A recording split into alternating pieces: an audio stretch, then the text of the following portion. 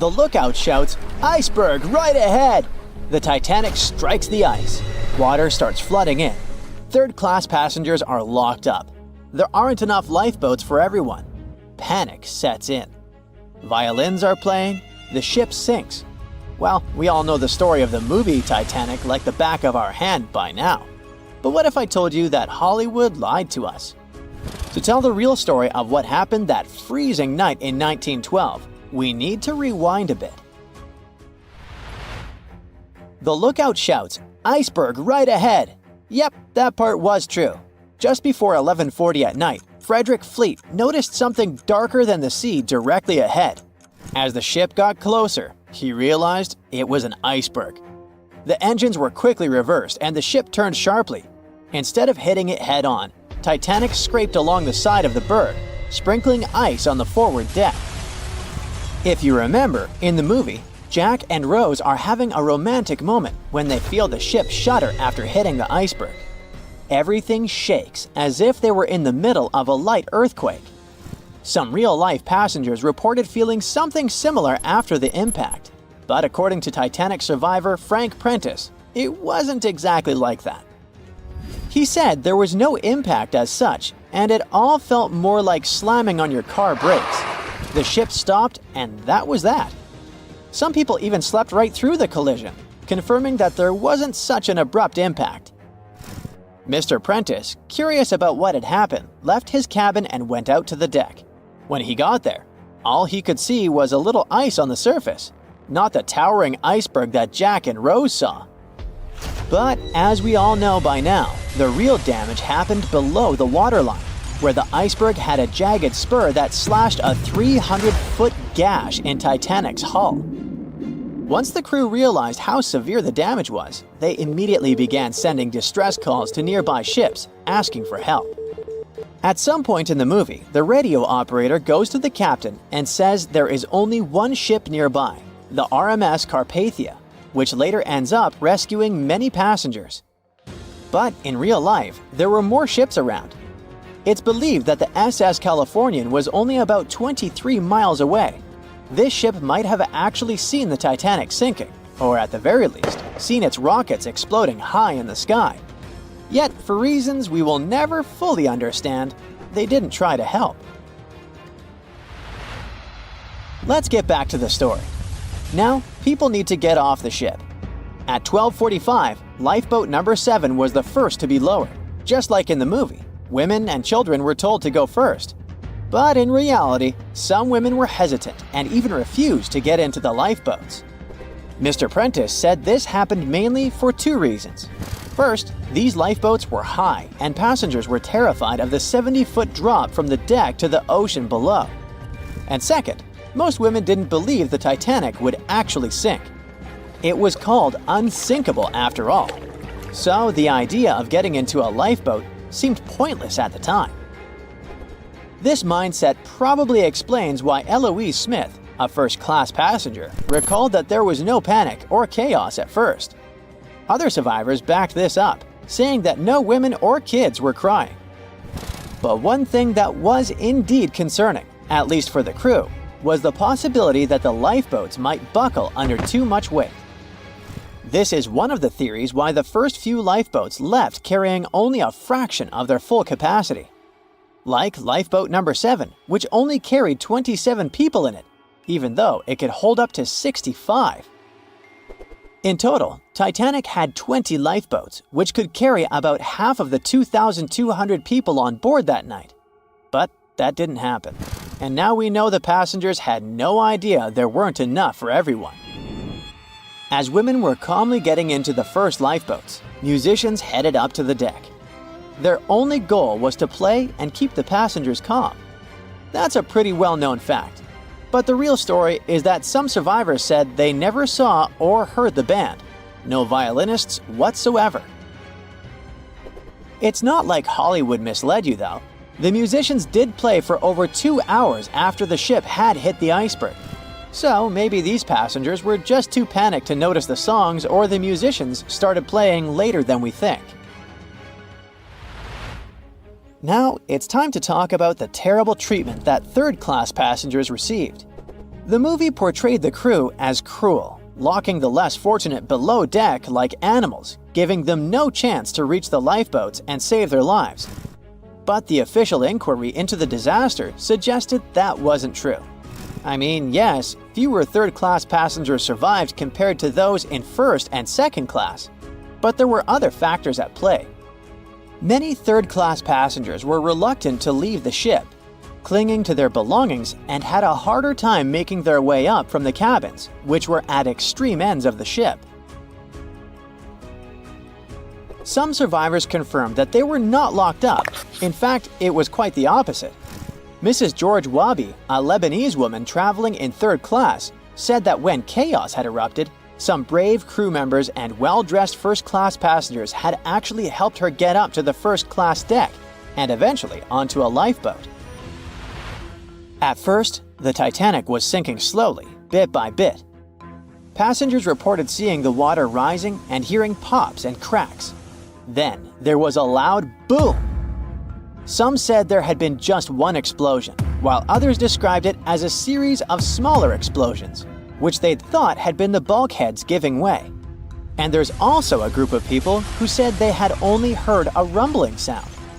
So not everyone agreed on the sound they had heard, but one thing is a fact. By 2:18 in the morning, the lights on Titanic went out, and the ship plunged into complete darkness. As the bow continued sinking, the stern rose out of the water, putting immense pressure on the middle of the ship. This caused the Titanic to break in two. In James Cameron's movie, this moment is pretty dramatic, with the ship sinking almost straight down into the water. But in reality, the break probably happened at a much lower angle, likely just below the waterline. Even so, it tilted enough that people couldn't stay on their feet and started sliding into the water. One interesting thing is that it wasn't until the wreckage was found in 1985 that it was finally confirmed the Titanic had broken apart. Up until then, survivors had given conflicting stories. At least 8 survivors claimed they had seen the ship split. Emily Ryerson, a first-class passenger, described it as if the Titanic had been sliced in half with a knife. But there was also a small number of witnesses that insisted Titanic had gone down intact. At the time, this theory was more accepted because most people still didn't believe that the supposedly indestructible ship could break in half. So why the conflicting reports? Okay, so what you don't see in the movies, for obvious reasons, is how incredibly dark it was when the tragedy happened. It was like being in a room with no light, where you can only make out shapes and shadows. That's what it was like on the lifeboats. This means passengers couldn't really see what was happening, and most of those who were close to the ship either lost their lives or were too focused on trying to survive to pay attention to the details of the wreck. Although James Cameron's film didn't fully capture how terrifyingly dark the disaster truly was, the 2012 TV series Titanic did a better job of showing the pitch-black horror of that night.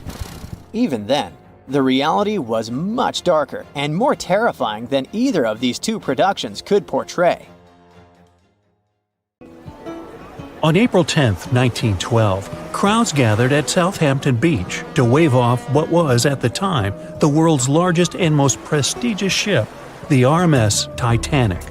The cost of the most expensive first-class parlor ticket was $4,350. That's around $70,000 in today's money. But barely 5 days after steaming away, the ship was swallowed by the Atlantic Ocean. So let's rewind and go back to what actually happened on that fateful night. The captain wanted to set a speed record for the ship's maiden voyage and arrive early. The ship was deemed unsinkable, so he went full throttle into the dark Arctic waters. After spotting the 100-foot iceberg, the crew desperately tried to steer the vessel away and avoid the collision, but the Titanic was traveling too fast, and the iceberg tore down the side of the ship, creating a huge opening in the hull. It wasn't a continuous rip, and damage was caused in several places. In total, the damage spanned along an area of around 300 feet. But the ship's designers had prepared for the prospect of a collision and added watertight compartments down each side of the ship to act as a buffer zone. 4 of these compartments could be breached and the ship would still stay afloat. But because the iceberg tore down the side of the Titanic, it ripped holes in 6 compartments. The compartments didn't extend up the total height of all decks and weren't actually sealed at the top. This is why, when more than 4 were flooded, water reached over the top of the bulkheads and filled the remaining compartments, causing the ship to sink into the ocean. Think of it as water spilling over an ice cube tray. But what if the collision was head-on? Would it still have sunk? Ships are designed with potential crashes in mind, and most vessels have collision bulkheads in the bow. Most of all, it's like your car's bumper or crumple zone. It's a safety feature that can withstand a direct hit. The bow could have taken some of the impact, and some experts have suggested that if it hit head-on, only 2 to 4 of the watertight compartments would have been flooded. So, in theory, the Titanic might not have sunk, and it might have even been able to continue sailing to its final destination at a much slower speed. The force of impact would likely have been huge, though.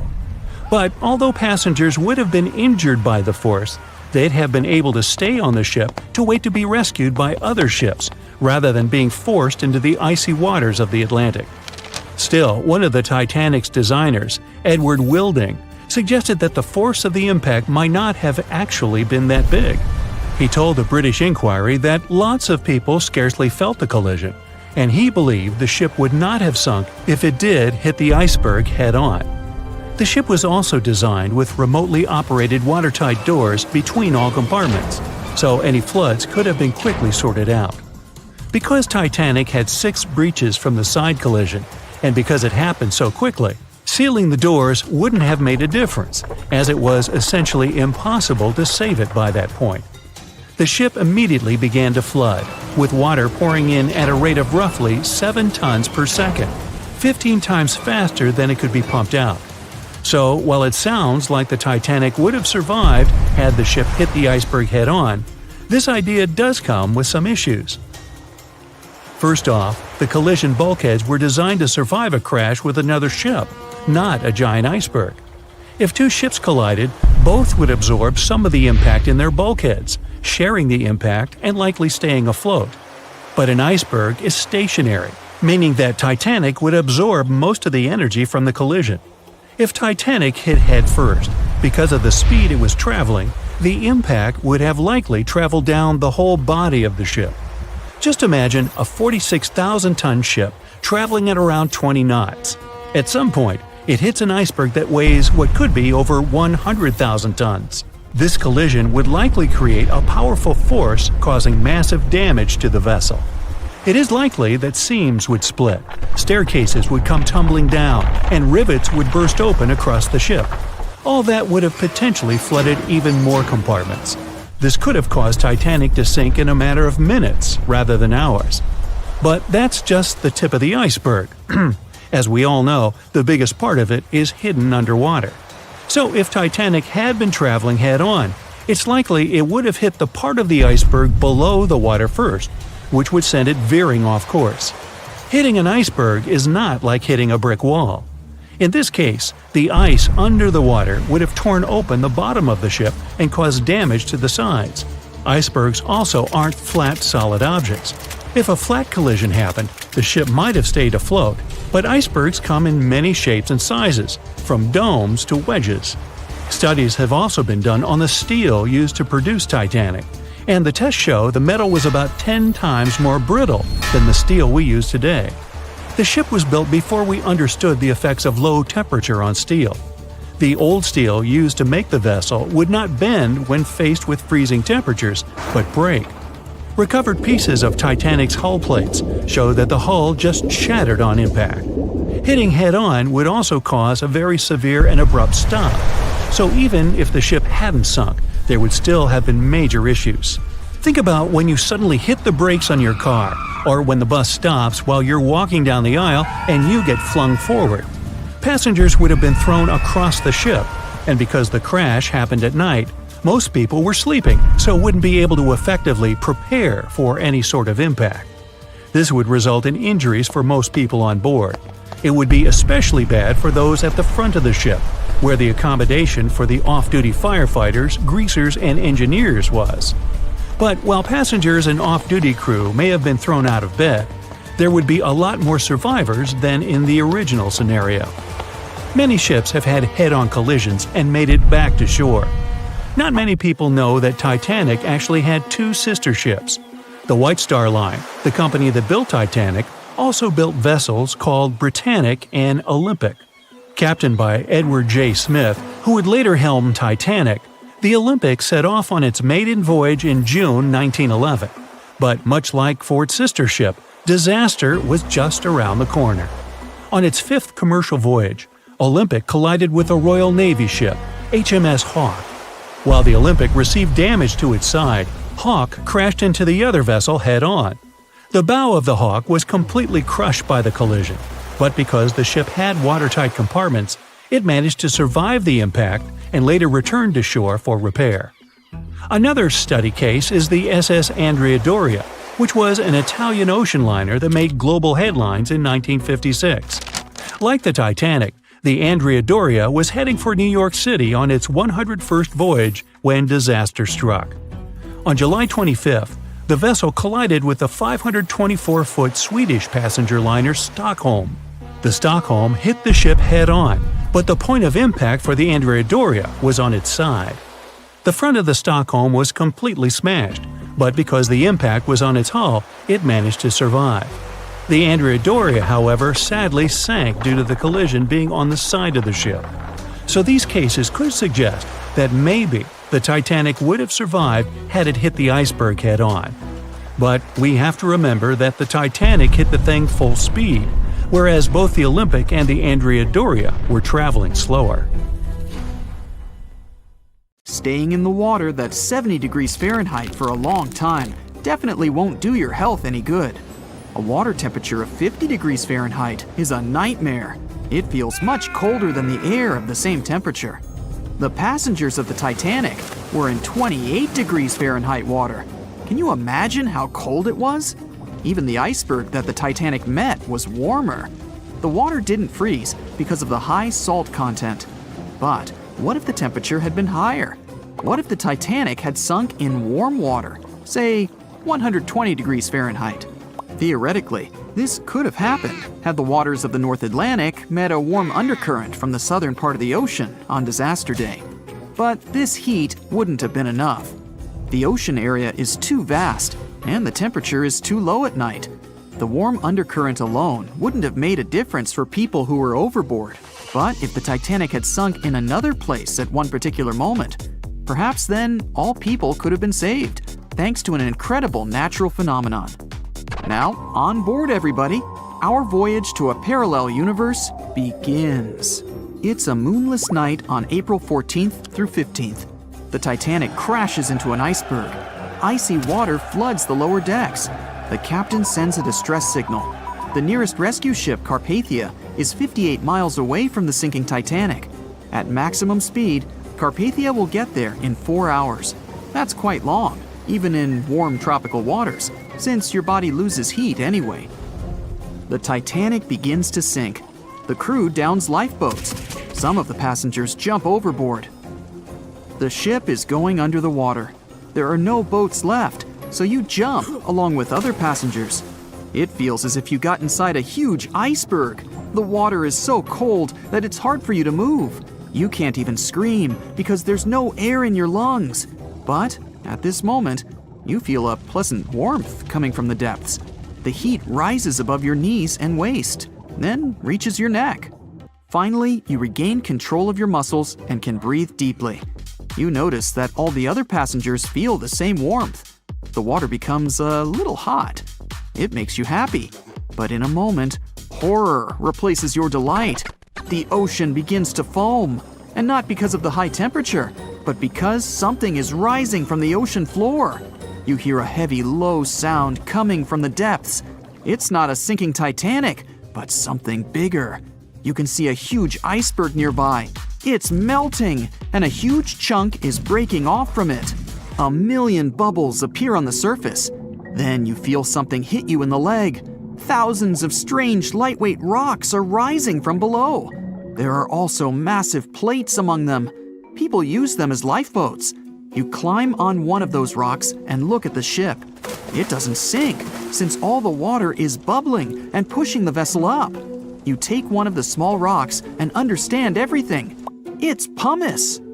An underwater volcano has woken up right under the ship. Thousands of tons of volcanic rock are floating to the surface. When it erupts, its magma shakes the entire space, heats the water, and destroys the seabed. But it doesn't result in anything destructive on the surface. The enormous pressure of hundreds of millions of gallons of water suppresses the volcano's power. Molten rocks of the Earth's crust are pressed against the seabed, and pumice rises to the surface. And here's why it happens.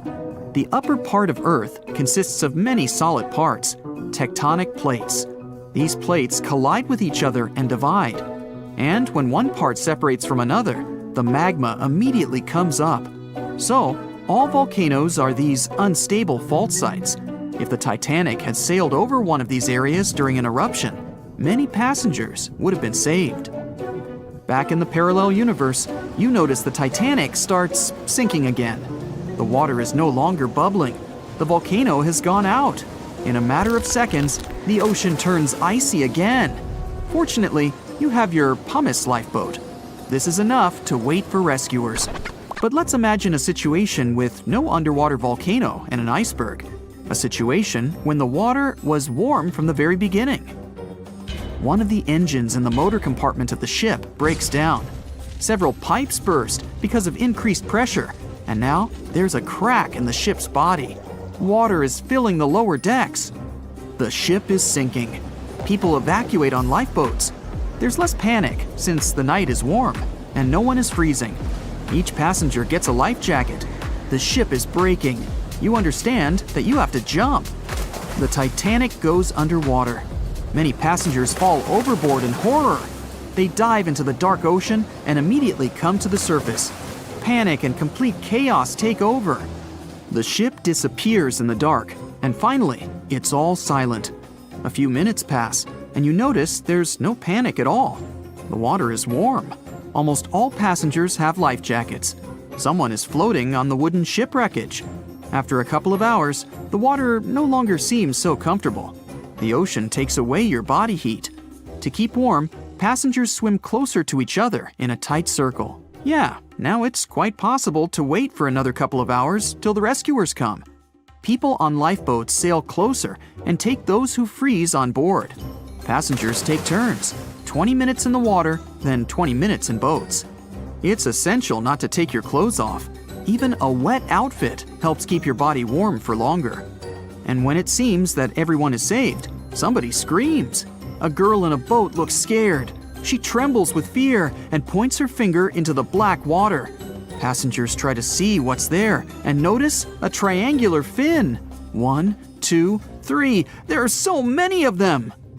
The noise of the sinking ship has attracted a group of sharks, and now they are circling the survivors, hoping to satisfy their hunger. They're swimming slowly. It doesn't look like they're going to attack. But you should keep your eyes open, as these fish are some of the world's most aggressive and dangerous sharks, the bull sharks. They can be agile, fast, and unpredictable. They don't swim in the cold waters of the Atlantic, but the water in this parallel universe is perfect for them. The sharks are strong and sturdy. They create the illusion of slowness to relax their prey. They're called bull sharks because of their short, blunt muzzle, like that of a bull. And they like to hit a target or other sharks with their forehead. Several fish are ramming boats. Someone falls into the water. Fortunately, people help them back on board. The sharks aren't going to retreat. Chaos and panic ensue. People are screaming and splashing the water with paddles to scare away the fish, but it doesn't help. One of the sharks opens its toothy mouth and clings to a boat. At this moment, you notice more fins nearby. A pack of great white sharks arrives at the party. They are some of the most dangerous animals on the planet. They're big, fast, and strong, and their 300 triangular teeth lined in several rows are sharp as blades. Great white sharks swim around the boats and scare away the bull sharks. You fall off the boat and see a big fin approaching you. Fear awakens the survival instinct in you. You're trying your best to swim away from the shark as far as possible. Of course, it's useless, since the shark is much faster and will definitely catch you. You feel your foot touching the shark's nose. The other foot gets into the toothy mouth. You scream in horror. After a second, the shark lets you go.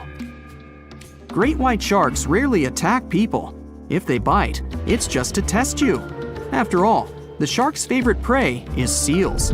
It simply loses interest if it realizes you aren't a seal. But if the shark is starving, it doesn't matter to it what kind of prey you are. Lucky for you, this one is not like that. Those survivors in the boats have almost nothing to fear either. Great white sharks don't attack them. They can push boats slightly, but only to test them. The great white shark is swimming away from you. But a bull one appears, and it looks like it's hungry. The shark is swimming towards you, opens its mouth, and a loud ship horn penetrates the water. This is the RMS Carpathia that has come to the rescue. All the sharks swim away scared. All passengers are saved. Back in our universe, another ship that had been nearby could have saved the passengers much earlier.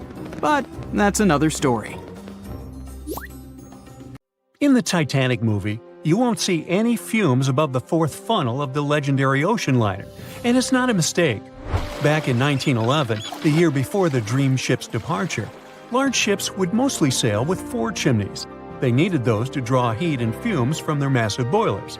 The Titanic was a real engineering gem that only needed 3 chimneys to function.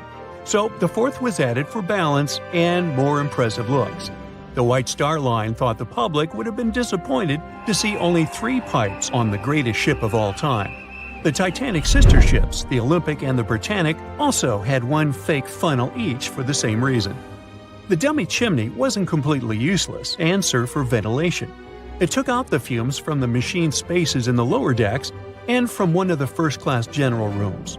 1 big ventilation funnel, instead of several small ones, helped to declutter the upper decks and left more open space for passengers to enjoy their strolls. When Titanic went down, the funnels, each weighing 60 tons, went down with the rest of the ship.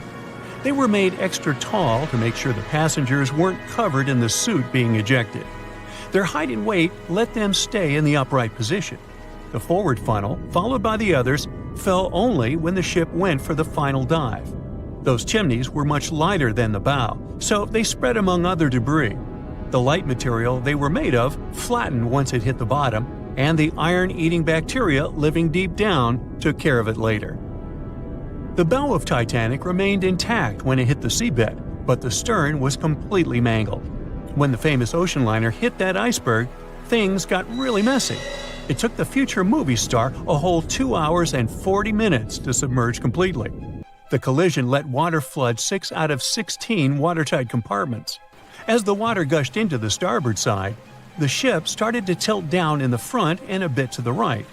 By midnight, the damaged compartments were spilling water into others, and it was chaos because these compartments were only watertight horizontally. Soon enough, water started flooding through the anchor chain holes, and by 2 a.m., the bow was sinking, and the stern's propellers were lifted out of the water. The ship kept flooding until the moment the bow went underwater, and the stern shot up almost 45 degrees. The weight of those massive propellers stressed the ship's midsection. The steel just couldn't handle it and failed. Survivors described that moment as some loud noise, like breaking china or falling gear. That was the Titanic's upper structure giving in.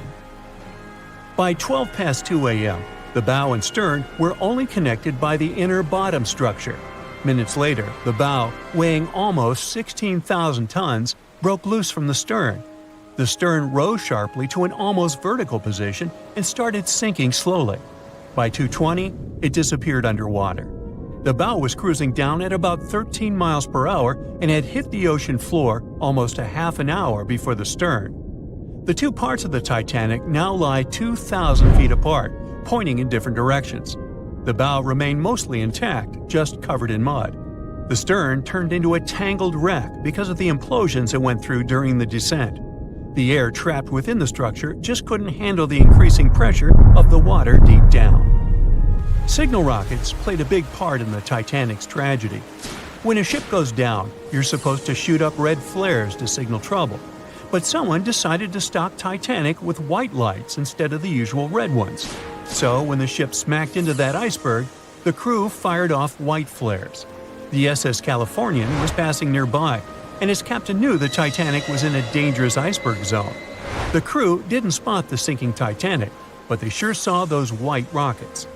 The radio between the ships was useless because the Californian's operator switched it off. The captain had a gut feeling something was off, so he flashed a Morse code light signal at Titanic.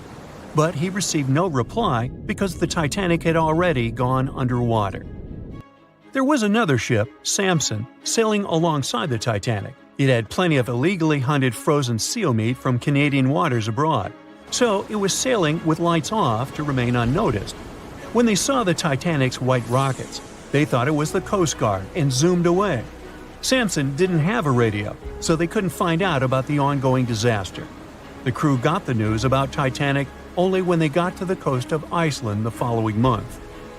There have been many theories to explain the Titanic tragedy, and one of the recent ones says that there was a fire involved. An Irish journalist went full detective for decades, digging into the mystery, and stumbled upon a game-changer. He came across a photo album that had been hiding from the public for a century after the tragedy. In the pictures, taken at the Harland and Wolff shipyard in Belfast, Northern Ireland, just over a week before the liner sailed, you can clearly see a massive 30-foot black spot on the ship's hull. Maloney researched the photos and eyewitness testimony from the time and claimed that a fire spontaneously broke out inside of one of Titanic's enormous coal bunkers. It was raging for a whole 3 weeks and messed with the metal, critically weakening a crucial segment of the ship's hull. Back then, most ships had just one hull, so it was the only skin the Titanic had. That's why the iceberg managed to punch a hole through the ship so easily. If it hadn't been for the fire, the Titanic might have shrugged off that iceberg collision. The company operating the liner knew about the fire, but they decided to conceal that fact. They didn't want any negative stories in the press as they faced some serious competition in transatlantic voyages. The Titanic was sold out, so they stocked up on coal and made it sail. The moon might have also played a role in the sinking. Our satellite heavily affects tides on the Earth. The closer it is to our planet, the stronger the tides are because of the increasing gravity of the moon. Back in 1912, the moon was so close it made several glaciers in Greenland break apart. Massive chunks of ice that broke off from the glaciers started floating south. The supermoon event came just 6 minutes after a spring tide. During new and full moons, the alignment of the moon, the Earth, and the Sun makes their combined gravity reach its peak. And the day before, our planet had come the closest to the Sun that year, which made the gravity even stronger. This mixture of events created perfect conditions for one of the most powerful tides in history. It created the perfect conditions for the icebergs breaking off from Greenland's glaciers to move freely. Opponents of this theory say that the difference in tidal force wasn't actually that big, and it couldn't have been the main cause of the sinking. The iceberg tore down the side of the ship, leaving a huge opening in the hull. It wasn't a continuous rip, and damage was caused in several places. Some experts believe the ship would have survived the iceberg if it had hit head-on. The Titanic had watertight compartments designed to prevent flooding in case of a collision. Only the first 3 or 4 of these compartments would have been flooded. This could have helped save a lot of lives. Supporters of this theory put the blame for the disaster on First Officer William Murdoch. Huge, fast-moving ships don't just turn in a matter of seconds like a speeding car. It takes minutes. When Murdoch realized the collision was inevitable, he tried dodging left to avoid a direct hit. But despite his efforts, the ship still collided with the iceberg. You know the rest. A beam of electric light pierces the darkness over the calm waters of the Atlantic Ocean. The Titanic is quietly making its way through the waves, its passengers asleep, when suddenly a monstrous white shape is caught in the light beam. The fateful iceberg is about to rend the side of the legendary ship.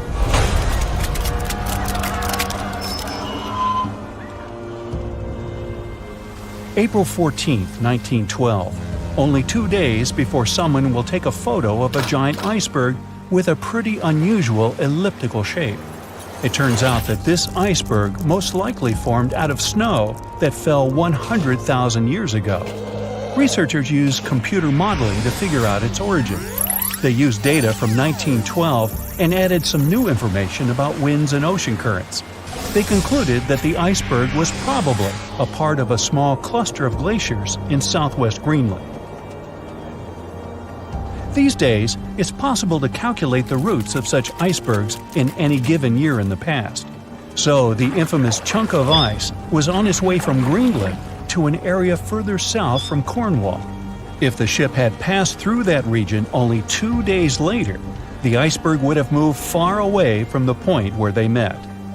At first, the weight of the most well-known iceberg in the world was 75 million tons. With time, it started to slowly melt away. And when it sank the Titanic, its weight was only 1.5 million tons.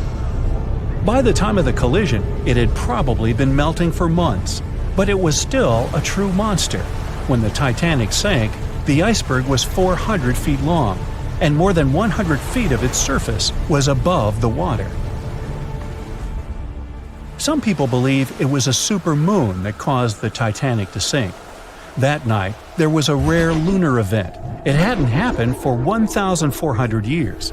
In normal conditions, the iceberg wouldn't have traveled so far south without melting and losing the largest part of its mass. But the supermoon could have been the reason for an unusually high tide that pulled the iceberg away from the glacier way faster than usual. There's a specific type of bacteria that slowly consumes the remains of the Titanic. Salt corrosion, ocean currents, freezing temperatures, plus this rust-eating microorganism might consume the entire wreckage.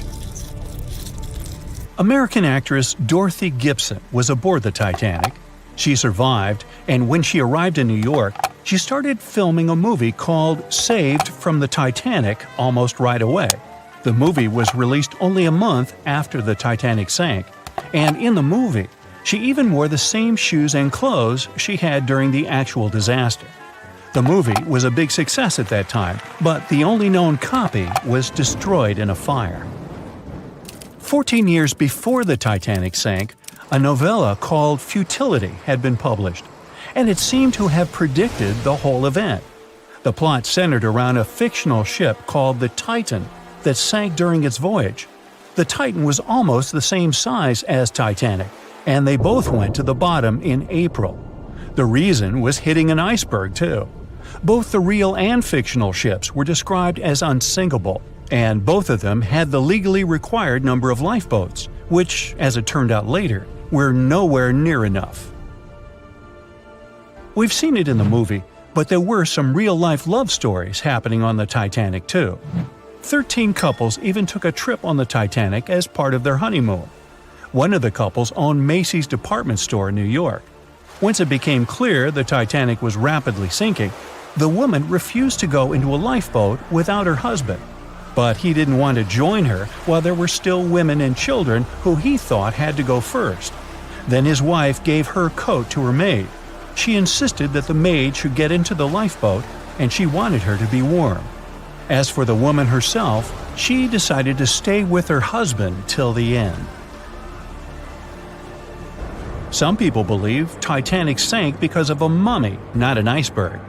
It all started around 1000 BCE with a mysterious woman who lived in Egypt, in the city of Thebes.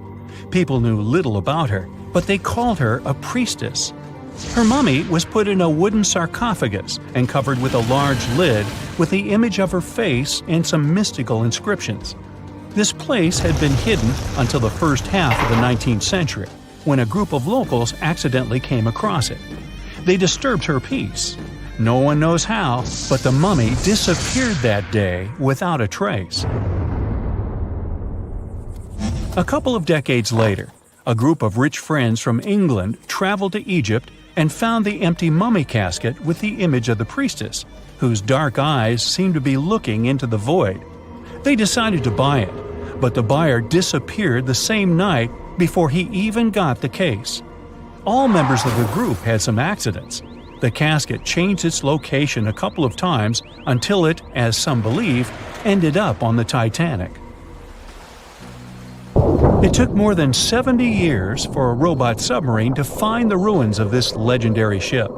The wreck lies nearly 13,000 feet under the surface of the Atlantic Ocean, split into two halves. Why did the liner break apart? No one knows exactly. Some think it happened because of the water that got inside when the ship collided with the iceberg. The pressure was so powerful it separated two parts of the vessel, starting with the ship's bottom structure. Others say it was because of the hull rivets. They had a high concentration of slag or smelting residue, and that's something that can cause the metal to split apart. The ship generally had many flaws, starting with the design. The watertight bulkheads weren't completely sealed on top. This allowed the water to flow between the compartments and, in the end, sink the vessel.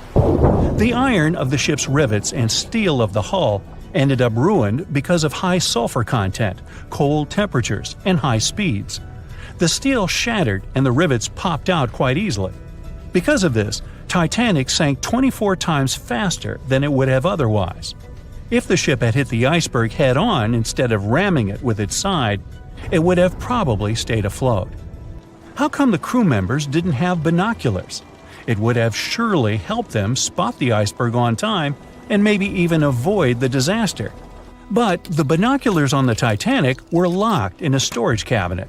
Only one crew member had the key, and he had been transferred off the ship right before it set sail. He later said he hadn't remembered to hand over the key. But even without the binoculars, the ship might have had some time to change course and avoid the collision if the crew had gotten some warning. But that's the thing, someone did warn them. About an hour before the incident, a ship that was relatively close to Titanic, the SS Californian, sent a message to inform them it had stopped because of dense ice field. But the warning never got to the Titanic's captain. Some experts say it was because the radio operator didn't think it was that urgent. And later, the SS Californian said they didn't get a call for help from the Titanic because their radio operator was off duty. Some say the crew on the Titanic couldn't spot the iceberg on time because of an optical illusion. Atmospheric conditions that night probably caused super refraction, which could have camouflaged the berg. After all, no one actually saw the iceberg until it was too close to the ship to somehow avoid the crash. Not even a whole minute passed between the moment they saw the iceberg and the collision. It was only 37 seconds, and it took Titanic 2 hours and 40 minutes to disappear below the ocean's waves. Can you guess how many theories of the Titanic's sinking exist? Right, loads, including a theory of my own, which I'm going to share with you today. And then you can decide which one seems most likely to you. One Piece theory. The very first version of the events was the One Piece theory. It's very simple and basically claims that the sinking happened without any breakups. 2:15 a.m., the ship collides with an iceberg. 2:18 a.m., the lights go out.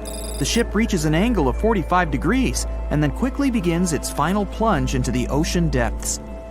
2:20 a.m., only about 3 minutes later, the RMS Titanic disappears under the surface of the ocean for good. The liner doesn't break, it just goes down as a whole piece. Of course, this can't be true.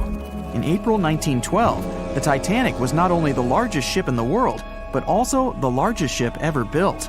It's hard to believe that such a heavy vessel could have gone down without breaking. That's just impossible. Well, I mean, you can't blame the theorists. Before we found the wreckage, there were no other theories. Wait a minute, or were there? The day after the disaster, the survivors gave their interviews. They talked about what had happened, and some of them claimed that the ship had actually broken in two when it had been flooded. For example, Jack Thayer, a 17-year-old boy, outlined the sinking as he remembered it, and L.D. Skidmon drew a sketch based on his description. The picture clearly showed the ship breaking in half. But no one believed Jack or other witnesses. There was no evidence, so their claims were received with a grain of salt. But in 1985, things changed. First breakup theory. That's when Robert Ballard found the wreckage of the Titanic in the depths of the ocean. When people saw the wreckage, it became clear that Jack and the other survivors had been right. The Titanic did indeed break in two when it sank. So it's time for a new theory. 2:15 a.m. The keel breaks, the starboard list eases, and the hull continues to bow and crumble. 2:17 a.m. The galley sections break off. The towers immediately drop under their own weight. The lights go out. The stern is pulled into the air. The bow breaks off and starts sinking. The aft is barely hanging on to the starboard side of the stern section superstructure. The stern section slowly lists over to port as it begins sinking again. It rises up one last time and pivots in a semicircle as it sinks. It all sounds pretty convincing, right?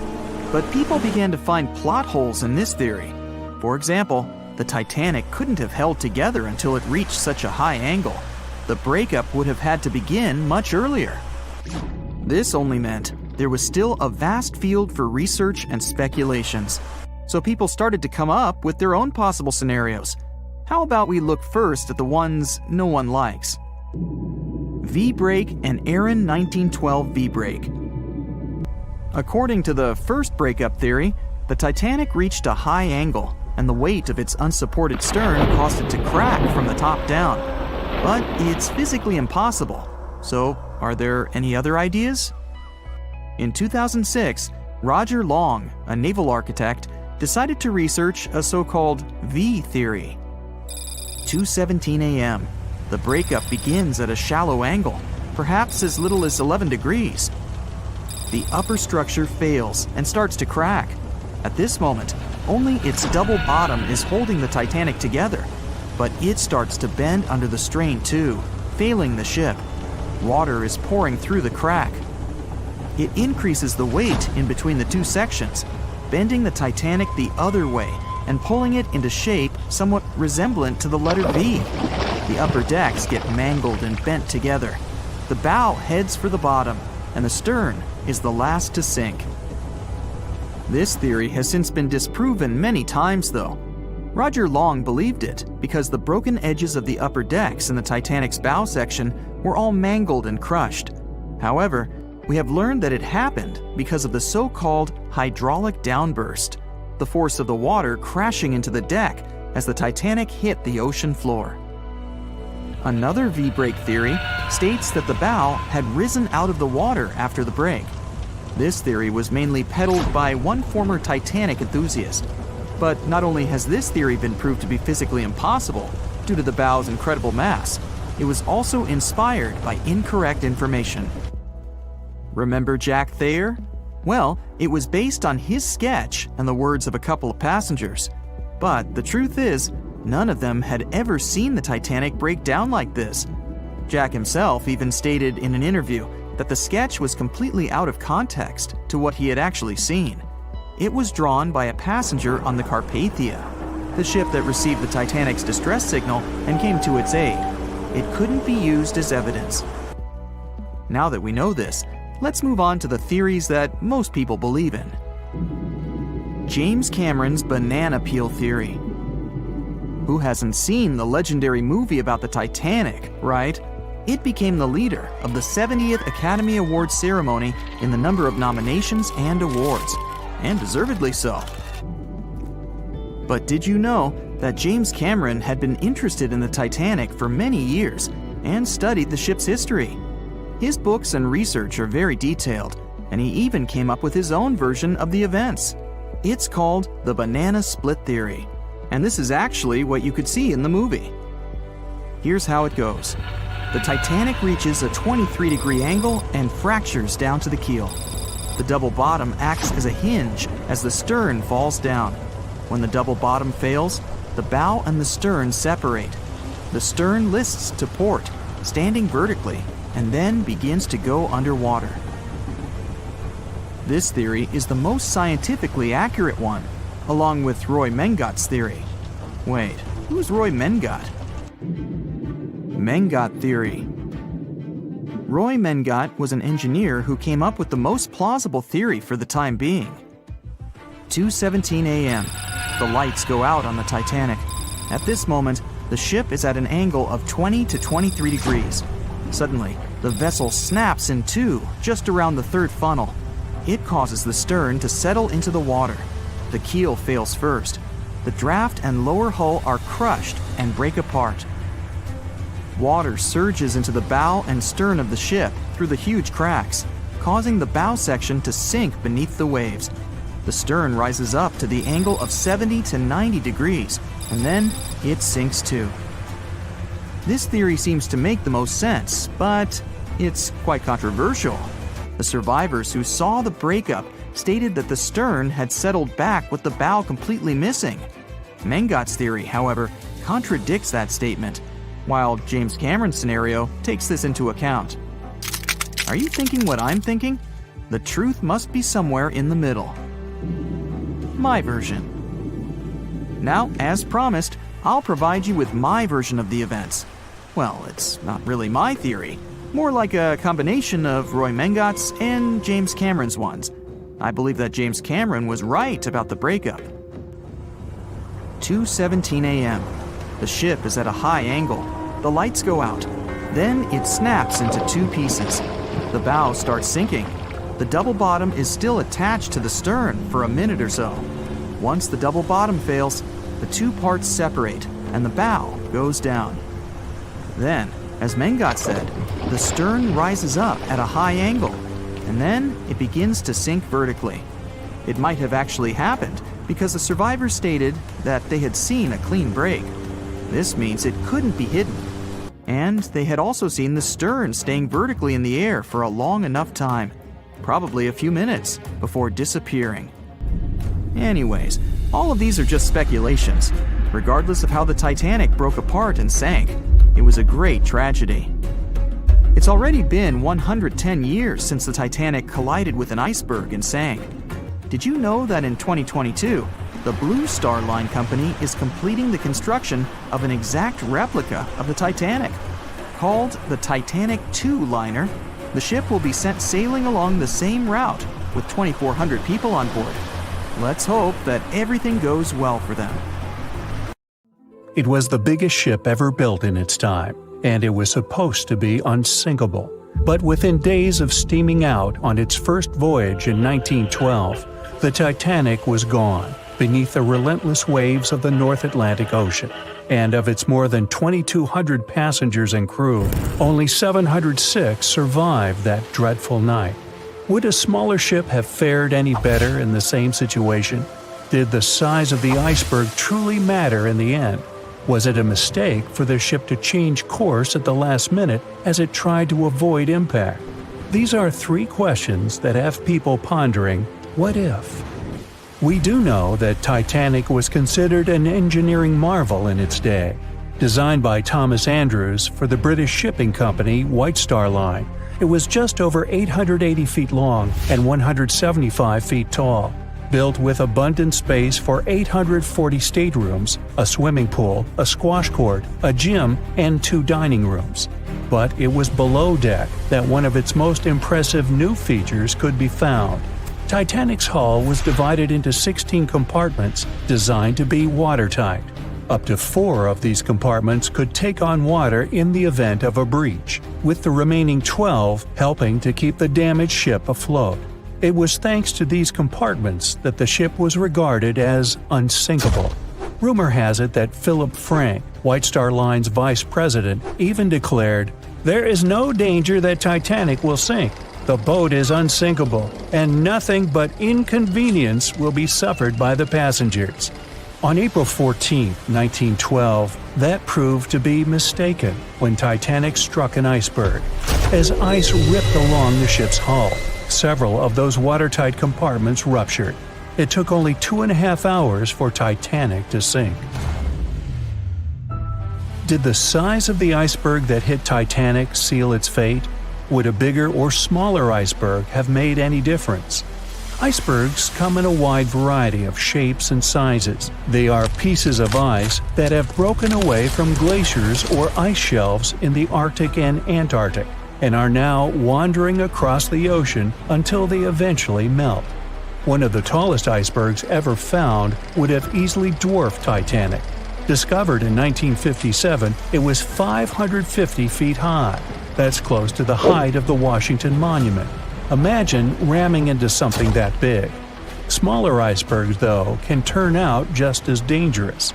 Some are the size of houses and called bergy bits. Others, closer to the size of a car, are called growlers. These can be much harder for ships and boats to locate, making them more difficult to avoid. And, though smaller, they can produce a lot of damage when hit. It's also critical to recall that icebergs are always bigger than they seem, with the majority of their mass lurking below the ocean surface. In fact, over 80% of an iceberg's volume is underwater. Most of its sharp, jagged edges cannot be seen. Roam too close, and you risk damaging your ship's hull. Because Titanic had little notice of its impending doom, a smaller iceberg, struck at the same angle, could still have been enough to bring that mighty ship down. Now, it's possible that had the iceberg been larger, it would have been spotted sooner. Titanic might have had time to alter course and avoid the impact. But missing that one iceberg would not have guaranteed Titanic's safety. It was traveling in a dangerous stretch of the Atlantic called Iceberg Alley. It's located 250 miles east and southeast of Newfoundland, Canada. Behind one iceberg, there could be another, and another after that. And so the crew on board had to remain very attentive to avoid several potential collisions, not just one. A smaller ship might have been better suited for the trip. Titanic's size was certainly a challenge when it came to steering. In fact, it had just left her dock in Southampton when it nearly collided with another smaller ocean liner, the SS New York, missing it by just 2 feet. The gigantic steamship was obviously not made for maneuvering quickly in tight quarters. A ship that size required time and space to change course. But when it comes to ships versus icebergs, a ship's size doesn't always matter. The Islander was a steamship designed to travel the Inside Passage in Alaska. In the summer of 1901, it struck an iceberg, which tore a hole in the front portion or bow of the ship. The vessel did not sink right away, and the crew tried to steer it to safety. Ultimately, its bow completely submerged, and its stern was lifted up and out of the water. It didn't take much longer before the ship sank completely.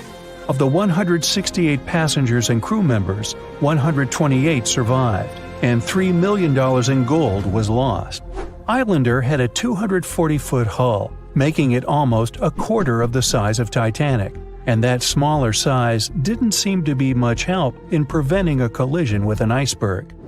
And then there was the Hans Hedtoft in 1959. Also known as the Little Titanic or the Danish Titanic, it was referred to as the safest ship afloat. It was 272 feet long with 95 people on board. Much like the real Titanic, the Hans Hedtoft was specifically engineered to handle most of what the sea could throw its way. Along with its double steel bottom, it also had an armored bow and 7 watertight compartments. How could such a ship sink? But it could, and it did. It was on its first voyage, returning to Copenhagen, when it ran into trouble. On January 30th, it hit an iceberg. An SOS was sent, but when the Johannes Cross arrived to help, the Hans Hedtoft was nowhere to be found. The only evidence of the ship's existence was a lifebelt that was washed ashore in Iceland 9 months later. Again, the ship's smaller size didn't work in its favor. A smaller size of Titanic wouldn't have guaranteed a safe voyage in 1912. The final what-if concerns the last-minute choice when the iceberg was spotted and the alarm sounded. First, Titanic could attempt a complete stop, but this wasn't an option as the ship needed a half a mile to come to a halt, and the iceberg was a mere 900 feet away. Second, the Titanic could attempt to avoid the iceberg by steering away from it. This is what the captain ordered, but the attempt was unsuccessful, resulting in a deep gash across the ship's hull. The final option? To hit the iceberg head-on. Would this have made any difference? The answer is an intriguing maybe. Some think a head-on collision would have saved Titanic. In this scenario, the collision would have limited the damage to the very front of the ship, instead of the iceberg tearing through the hull and compromising several of the watertight compartments. Only 4 of the compartments would have been breached. This meant the others could do their job of keeping Titanic afloat. The ship could be stuck, unable to move, but it would remain above water until help arrived. This would provide a ship like Carpathia enough time to reach the scene of the accident and bring the people on board to safety. One of the Titanic's designers, Edward Wilding, made a similar claim during an inquiry into the sinking.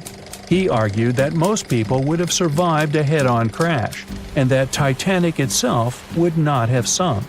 Others disagree, though. First, the special bulkheads on Titanic were designed specifically to protect the ship against collisions with other vessels, not with icebergs. These compartments would crumple upon impact, absorbing some of the force while the other ship absorbed the rest. Though the damage would still be extensive, the remaining bulkheads would keep the ship afloat. But an iceberg does not have the same flex in a collision as you would experience with another ship. Most of the force would be absorbed by Titanic, resulting in greater damage to the ship. Even worse, the impact would be carried through the full length of the ship. Rivets would burst, seams would tear, the compartments would quickly flood, and the ship would sink even faster, resulting in fewer survivors. In any case, as with most what-ifs, we'll never really know the answer. As tragic as Titanic's first and last voyage was, it did result in changes that helped make venturing out to sea much safer.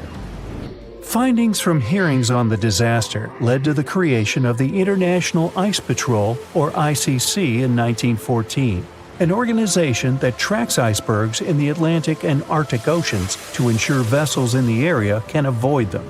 In the US and Britain, ships were obligated to carry enough lifeboats to accommodate every person aboard. Regular lifeboat drills were made mandatory. And finally, the bulkheads on ships were made higher to keep water out, and bottoms were stretched to create double hulls, helping make the compartments truly waterproof.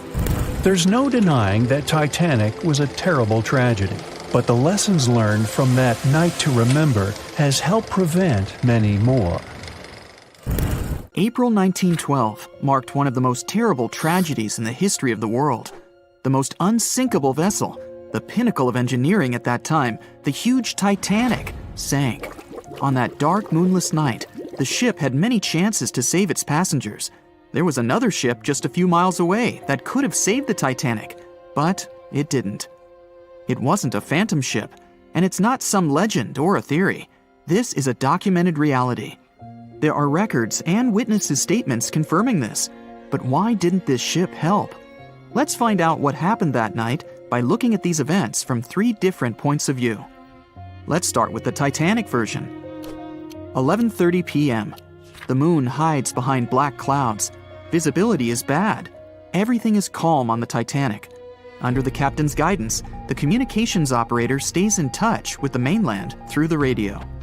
At this moment, some stranger breaks into the frequency, interrupting the operator's communication. It's unclear what this strange man wants and what he's talking about. The operator doesn't try to figure it out. He shouts at the guy, demanding him to disconnect. The connection is interrupted. At 11:40 p.m., the Titanic crashes into an iceberg. The ice breaks the hull. Water begins to flood the lower decks. Nobody is panicking yet. 20 minutes later, at midnight, the ship's crew sends a distress signal through the radio frequency. Few people understand how bad the situation really is. After 20 minutes, at 12:20 a.m., they start lowering lifeboats with passengers. At 12:25 a.m., they receive a response to the distress signal. This is RMS Carpathia. Their captain reports they're already sailing at maximum speed towards the Titanic. But the problem is that the crash site is 58 miles away. This means Carpathia will only be here in 4 hours. At 12:45 a.m., the sinking ship's crew release rockets into the air. These flares are one of the main reasons for the terrible fate of many passengers, but more on that later. 90 minutes later, the Titanic's deck breaks and the ship dives underwater. At 4:10 a.m., the Carpathia finally arrives at the shipwreck location. The crew members make heroic efforts to save all the people. They take 705 survivors on board. At this moment, another ship appears. It's SS Californian. The Carpathia sails towards the New York coast with all the people. The Californian floats in search of passengers and finds nothing but wreckage. The ship was only a few miles away while the Titanic sank into the icy water. The Californian could have saved these people, but did nothing. Its captain, Stanley Lord, made one of the most terrible acts that a sailor can allow. He didn't help a sinking ship. When the world found out about all this, they detested Captain Lord. They couldn't bring charges against him, and the trial didn't punish him. But his career was ruined entirely, as no other ship company would hire him. Despite this, he never confessed he had been guilty. Before he passed away, the captain said it hadn't been his fault. If this was true, then what happened there? This brings us to the Californian version. It's the night of April 14th. The Californian is sailing in the cold waters of the North Atlantic. The ship gets into a section with a lot of icebergs. At 10:10 p.m., Captain Lord stops the ship. It's too dangerous to move around this area, as they can damage the hull. At 11 p.m., the ship starts drifting. It's impossible to move in such conditions with such poor visibility. The captain knows that the Titanic is coming here, so he orders the radio operator to warn the ship about the danger.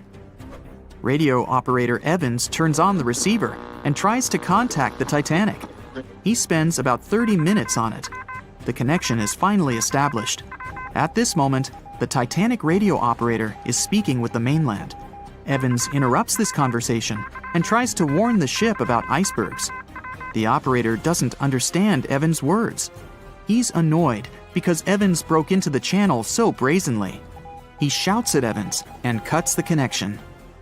Tired, Evans turns off the receiver and informs his superiors about the incident. It's still a mystery how the captain reacted to this news. He probably thought the Titanic knew about the danger. He lets Evans go to bed. If Evans hadn't turned off the radio and waited 1 hour, he would have heard a distress signal from the Titanic. But you shouldn't blame him. At this point, he has no official reason to stay at the transmitter. Evans is too exhausted and can't fight drowsiness. So, Evans goes to bed. The Titanic begins to sink. Its captain sends a distress signal. The operator on board the Carpathia catches it, but the Californian doesn't, since the receiver is turned off. Captain Lord can't sleep. He feels that something is wrong. Meanwhile, the Titanic is rapidly sinking under the water. The captain gives the order to launch rockets into the air. And here is where one of the critical mistakes takes place. They release warning lights, but they are not red. The crew forgot to take red rockets on board for some reason, so they lit up the sky with a bright white light. If you need to send a distress signal, you need to release red lights. Captain Lord sees these lights, but doesn't perceive them as a cry for help. It can't be that there are no standard red rockets on such a massive ship as the Titanic. But, unfortunately, it can. Captain Lord thinks the Titanic is sailing away. Perhaps there is some unknown reason behind those white lights, but he doesn't really know. So, Captain Lord has no idea that the Titanic is sinking. He still decides to contact the ship, but this time, not through radio communication. Captain Lord doesn't wake up the radio operator and sends a signal to the Titanic through a signal lamp. It's important to understand that many old-school captains didn't take radio communication seriously. They didn't understand the value of this technology. That's why Captain Lord doesn't wake up Evans. He sends light signals, but the Titanic doesn't respond. Many survivors later mentioned seeing the flashing lights of the Californian, but there was nothing they could have done. The ship's crew doesn't hear their cries for help. At 2:20 a.m., the Titanic completely goes underwater. A little more than 2 hours later, radio operator Evans wakes up and turns the transmitter on. He hears many rescuers talking about the sunken ship. Evans understands everything. He reports this to the captain.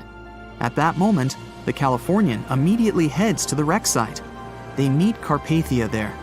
With the survivors on board, it sails towards New York. The Californian stays sailing and looking for people. They find nothing but wreckage. The Californian returns to the mainland. The news about the ship that could have saved the Titanic is spreading all over the country. The trial begins. Captain Stanley Lord and the crew tell their version. They say their ship had been standing still. Many people don't believe them, and some of the surviving passengers claim to have seen the Californian sailing by. Still, the judge declares them innocent. 1962. Captain Stanley Lord is a very old man. He calls a notary to confess something.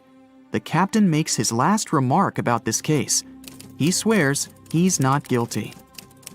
But if it wasn't the Californian sailing past the Titanic at that moment, then what? The Samson theory could answer that question for us. The sealing ship Samson is sailing in the cold waters of the North Atlantic. The crew aren't sleeping. They carefully study the surroundings, but not because they're afraid of icebergs. They're scared of meeting with the U.S. Coast Guard. The Samson ship's crew catch seals, which is illegal. At 12:45 a.m., Samson's captain sees white signal rockets. The team is sure it's the Coast Guard. They turn off the lights and sail away. It's dark, so they don't notice the sinking Titanic. They return to the coast of Iceland and hear about the disaster. They realize they have abandoned the drowning passengers. The nephew of one of Samson's crew members reads about this story in his uncle's diary. The nephew asks for permission to publish these recordings. All the people realize that Captain Lord wasn't guilty, but unfortunately, he didn't live to see this moment. Actually, it's still unknown who is guilty in this story. 2 ships were nearby the Titanic. Their captains were adequate people. They would have helped save all the passengers. Their fault was that they couldn't understand what the Titanic wanted on that dark night. Someone forgot to put red flares in the box. This small but fatal detail was one of the leading causes of the tragedy. Over a century ago, the Titanic struck an iceberg and sank to the bottom of the Atlantic Ocean. Of the 2,240 people on board, only around 700 survived. Since then, the tragedy has been the subject of endless movies, documentaries, and books.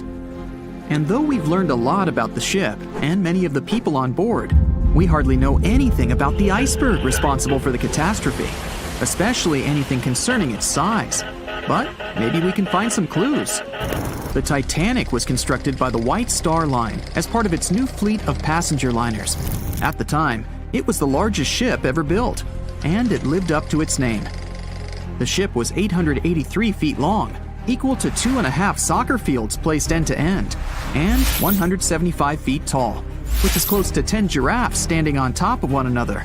From the waterline to the deck alone, the boat was 60 feet high. That's close to the height of a 4-story building. The Titanic was big enough to have veranda cafes, a restaurant, a reading and writing room, a Turkish bath, a gym, and squash courts. There was even space for a swimming pool. The liner could carry a total of 3,300 people, including 2,435 passengers and 900 crew members. Although luxury was important, safety was paramount. The Titanic had been designed to have 16 watertight compartments below its deck. If the ship's hull was somehow compromised in an accident, up to 4 of these compartments could take on the water, while the remaining 12 would keep the ship afloat. Philip Franklin, vice president of the White Star Line, said this was what made the ship truly remarkable. It's believed that the man said, "There is no danger the Titanic will sink. The boat is unsinkable, and nothing but inconvenience will be suffered by the passengers." He was so very wrong. The ship left England for its first and last voyage on April 10, 1912. And all it took was a single iceberg to bring that mighty vessel down. Icebergs are fascinating. They are formed during a process called calving, when large chunks of freshwater ice break free from glaciers and float away into open water. They eventually melt away and disappear. In the northern hemisphere, The majority of these icebergs come from Greenland. In the south, they come from Antarctica.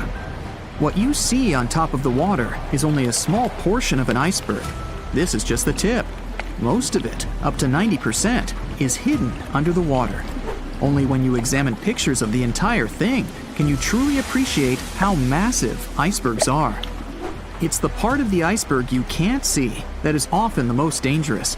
Beneath the waves, it can have jagged edges in random places. A ship can easily get too close without realizing it, resulting in serious damage to the bottom of the boat. And it's not just big icebergs you have to watch out for. Smaller ones, which are more difficult to spot, can prove to be just as dangerous. A growler, for example, is under 7 feet long, with just a bit more than 3 feet showing above the water. And a slightly larger bergy bit is less than 15 feet in size. The dangers of icebergs were well known when the Titanic set sail. In 1901, the Islander was traveling through the Inside Passage to Alaska. It collided with an iceberg and sank immediately. Luckily, 138 of the 178 people on board made it to safety.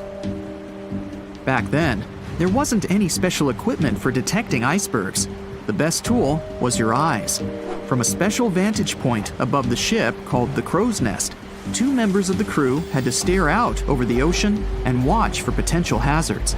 The crow's nest was located at the front of the ship, 49 feet above the deck. It was attached to the mast. From this height, a person had a good view of the ocean. If they saw anything suspicious, they could ring a large bell to sound the alarm. After that, they could call from a special telephone to warn the captain of any danger. But imagine what a horrible job this would have been, especially on the night the Titanic sank. The crow's nest wasn't a warm and cozy room surrounded by windows. Instead, it was a large open tub exposed to the elements. On April 14, 1912, the air temperature was around 39 degrees Fahrenheit, which is close to freezing. With the ship moving at about 23 knots, more than 26 miles per hour, the sailors must have felt that frigid cold air pressing against any exposed skin. The only good thing about the job was that the shift only lasted 2 hours. Frederick Fleet was the sailor who actually spotted the iceberg that sank the Titanic. He was up in the crow's nest, working with Reginald Lee at the time. Fleet kept track of the left side of the ship, while Lee scanned the right. It was 10 p.m. when the 2 men started their shift. They had already been warned about the possibility of ice. But when you're cold and it's dark, it might feel like an impossible task. Even worse, the 2 men didn't even have binoculars to make the job any easier. Fleet would later insist that having binoculars would have prevented the tragedy. With about 20 minutes remaining on the job, the sailors noticed the iceberg. Fleet rang the bell, once, twice, and again. He then called up to the bridge to inform the crew. At first, the call seemed to come in the nick of time. The ship's engines reversed, and the massive ocean liner managed to turn. It wasn't enough to miss the iceberg, though. Ice showered down onto the ship's deck. The iceberg tore through the hull, and water flooded in. 2 hours and 40 minutes later, the Titanic was gone. And here we have clue number 1. The iceberg was big enough to be spotted with the unaided eye in the dark of the night without any binoculars. It was also tall enough for bits of ice to fall down onto the ship's deck. Since this all took place long before social media and smartphones, nobody on board would have been taking photos or videos at the time. So, of course, we don't have any footage of the actual iceberg. But there are photos of the possible iceberg from later that day. The SS Prinz Adalbert was sailing near the area on the morning of April 15, 1912. The steward on the ship had not yet heard about what had happened to the Titanic. But when he spotted an iceberg floating by, he was compelled to photograph it. Why? There was a line of red paint along the bottom of the iceberg, indicating that it had likely collided with a ship sometime within the previous 12 hours. A second photo was taken from a ship called the Minia, which was sent into the area to look for debris from the collision. Captain de Carteret said that among the wreckage, he had seen only one iceberg. He also noticed a streak of red paint on it. From the photos and witness accounts, newspaper reports estimated the iceberg to be 50 to 100 feet high, and 200 to 400 feet long. That's clue number 2. The iceberg that hit the Titanic probably started its ocean journey from Greenland's coast, heading past the Baffin Bay to the Davis Strait. From here, it must have slipped through the Labrador Sea and finally reached the Atlantic. And that, in itself, is pretty impressive. The glaciers in Greenland create between 15,000 to 30,000 icebergs each year. Some small, some big. Of these, a mere 1% will actually make it to the Atlantic. The others simply melt along the way. We know that the temperature of the Atlantic Ocean, where the sinking took place, was around 28 degrees Fahrenheit. That's below freezing. For humans, this could cause frostbite or hypothermia. But that temperature is actually warm for an iceberg. Most would only last 2 to 3 years in the North Atlantic, slowly melting into the warmer water. Based on this, it's likely that the Titanic's iceberg left Greenland in 1910 or 1911 and was fully melted by late 1912 or 1913. But since it did make it to the Atlantic and managed to cause significant damage to the ship, we have clue number 3. We will never know for certain the size of the iceberg from that day, but we do know that it definitely wasn't a growler or a bergy bit. Both those types of icebergs are much too small. And if the ice was indeed scattered across the deck during the collision, the iceberg must have been a little taller than 60 feet. The newspaper estimates are probably as close as we're going to get. The iceberg that took down the Titanic was indeed a formidable one. And icebergs are still a threat. As recently as 2007, the cruise ship Explorer struck one and sank in Antarctica's Weddell Sea. Luckily, everybody survived. The International Ice Patrol was created in 1914 following the Titanic's sinking. The organization is still in operation today, made up of representatives from several countries. Using airplanes and radar, the patrol locates and tracks larger icebergs, making the information available to anyone who needs it and preventing more ocean tragedies in the process. Staying in the water that's 70 degrees Fahrenheit for a long time definitely won't do your health any good. A water temperature of 50 degrees Fahrenheit is a nightmare. It feels much colder than the air of the same temperature. The passengers of the Titanic were in 28 degrees Fahrenheit water. Can you imagine how cold it was? Even the iceberg that the Titanic met was warmer. The water didn't freeze because of the high salt content. But what if the temperature had been higher? What if the Titanic had sunk in warm water, say 120 degrees Fahrenheit? Theoretically, this could have happened had the waters of the North Atlantic met a warm undercurrent from the southern part of the ocean on disaster day. But this heat wouldn't have been enough. The ocean area is too vast, and the temperature is too low at night. The warm undercurrent alone wouldn't have made a difference for people who were overboard. But if the Titanic had sunk in another place at one particular moment, perhaps then all people could have been saved, thanks to an incredible natural phenomenon. Now, on board everybody, our voyage to a parallel universe begins. It's a moonless night on April 14th through 15th. The Titanic crashes into an iceberg. Icy water floods the lower decks. The captain sends a distress signal. The nearest rescue ship, Carpathia, is 58 miles away from the sinking Titanic. At maximum speed, Carpathia will get there in 4 hours. That's quite long, even in warm tropical waters, since your body loses heat anyway. The Titanic begins to sink. The crew downs lifeboats. Some of the passengers jump overboard. The ship is going under the water. There are no boats left, so you jump along with other passengers. It feels as if you got inside a huge iceberg. The water is so cold that it's hard for you to move. You can't even scream because there's no air in your lungs. But at this moment, you feel a pleasant warmth coming from the depths. The heat rises above your knees and waist, then reaches your neck. Finally, you regain control of your muscles and can breathe deeply. You notice that all the other passengers feel the same warmth. The water becomes a little hot. It makes you happy. But in a moment, horror replaces your delight. The ocean begins to foam. And not because of the high temperature, but because something is rising from the ocean floor. You hear a heavy, low sound coming from the depths. It's not a sinking Titanic, but something bigger. You can see a huge iceberg nearby. It's melting, and a huge chunk is breaking off from it. A million bubbles appear on the surface. Then you feel something hit you in the leg. Thousands of strange lightweight rocks are rising from below. There are also massive plates among them. People use them as lifeboats. You climb on one of those rocks and look at the ship. It doesn't sink, since all the water is bubbling and pushing the vessel up. You take one of the small rocks and understand everything. It's pumice. An underwater volcano has woken up right under the ship. Thousands of tons of volcanic rock are floating to the surface. When it erupts, its magma shakes the entire space, heats the water, and destroys the seabed. But it doesn't result in anything destructive on the surface. The enormous pressure of hundreds of millions of gallons of water suppresses the volcano's power. Molten rocks of the Earth's crust are pressed against the seabed, and pumice rises to the surface. And here's why it happens. The upper part of Earth consists of many solid parts, tectonic plates. These plates collide with each other and divide. And when one part separates from another, the magma immediately comes up. So, all volcanoes are these unstable fault sites.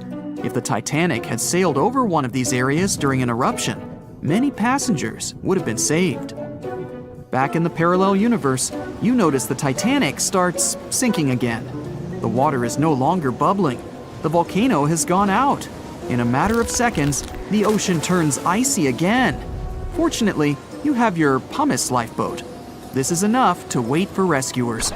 But let's imagine a situation with no underwater volcano and an iceberg. A situation when the water was warm from the very beginning. One of the engines in the motor compartment of the ship breaks down. Several pipes burst because of increased pressure, and now there's a crack in the ship's body. Water is filling the lower decks. The ship is sinking. People evacuate on lifeboats.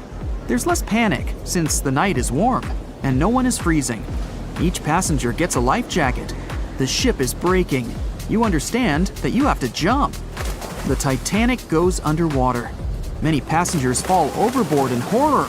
They dive into the dark ocean and immediately come to the surface. Panic and complete chaos take over.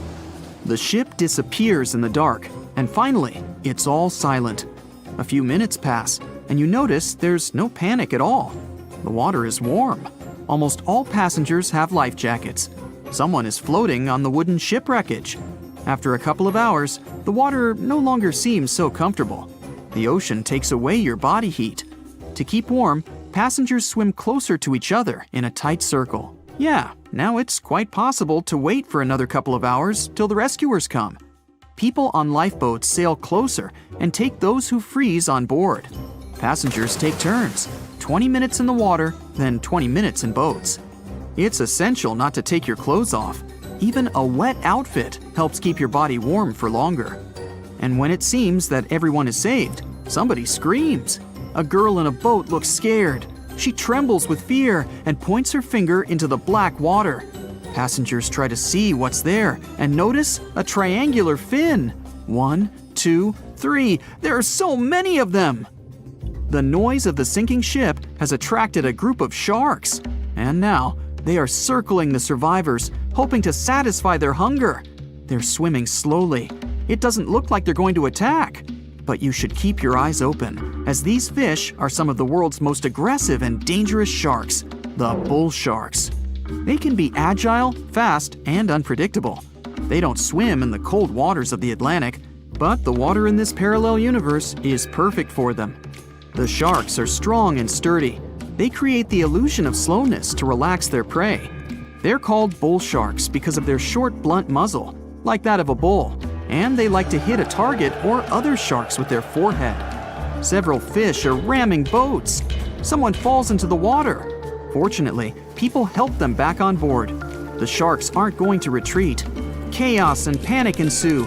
People are screaming and splashing the water with paddles to scare away the fish, but it doesn't help.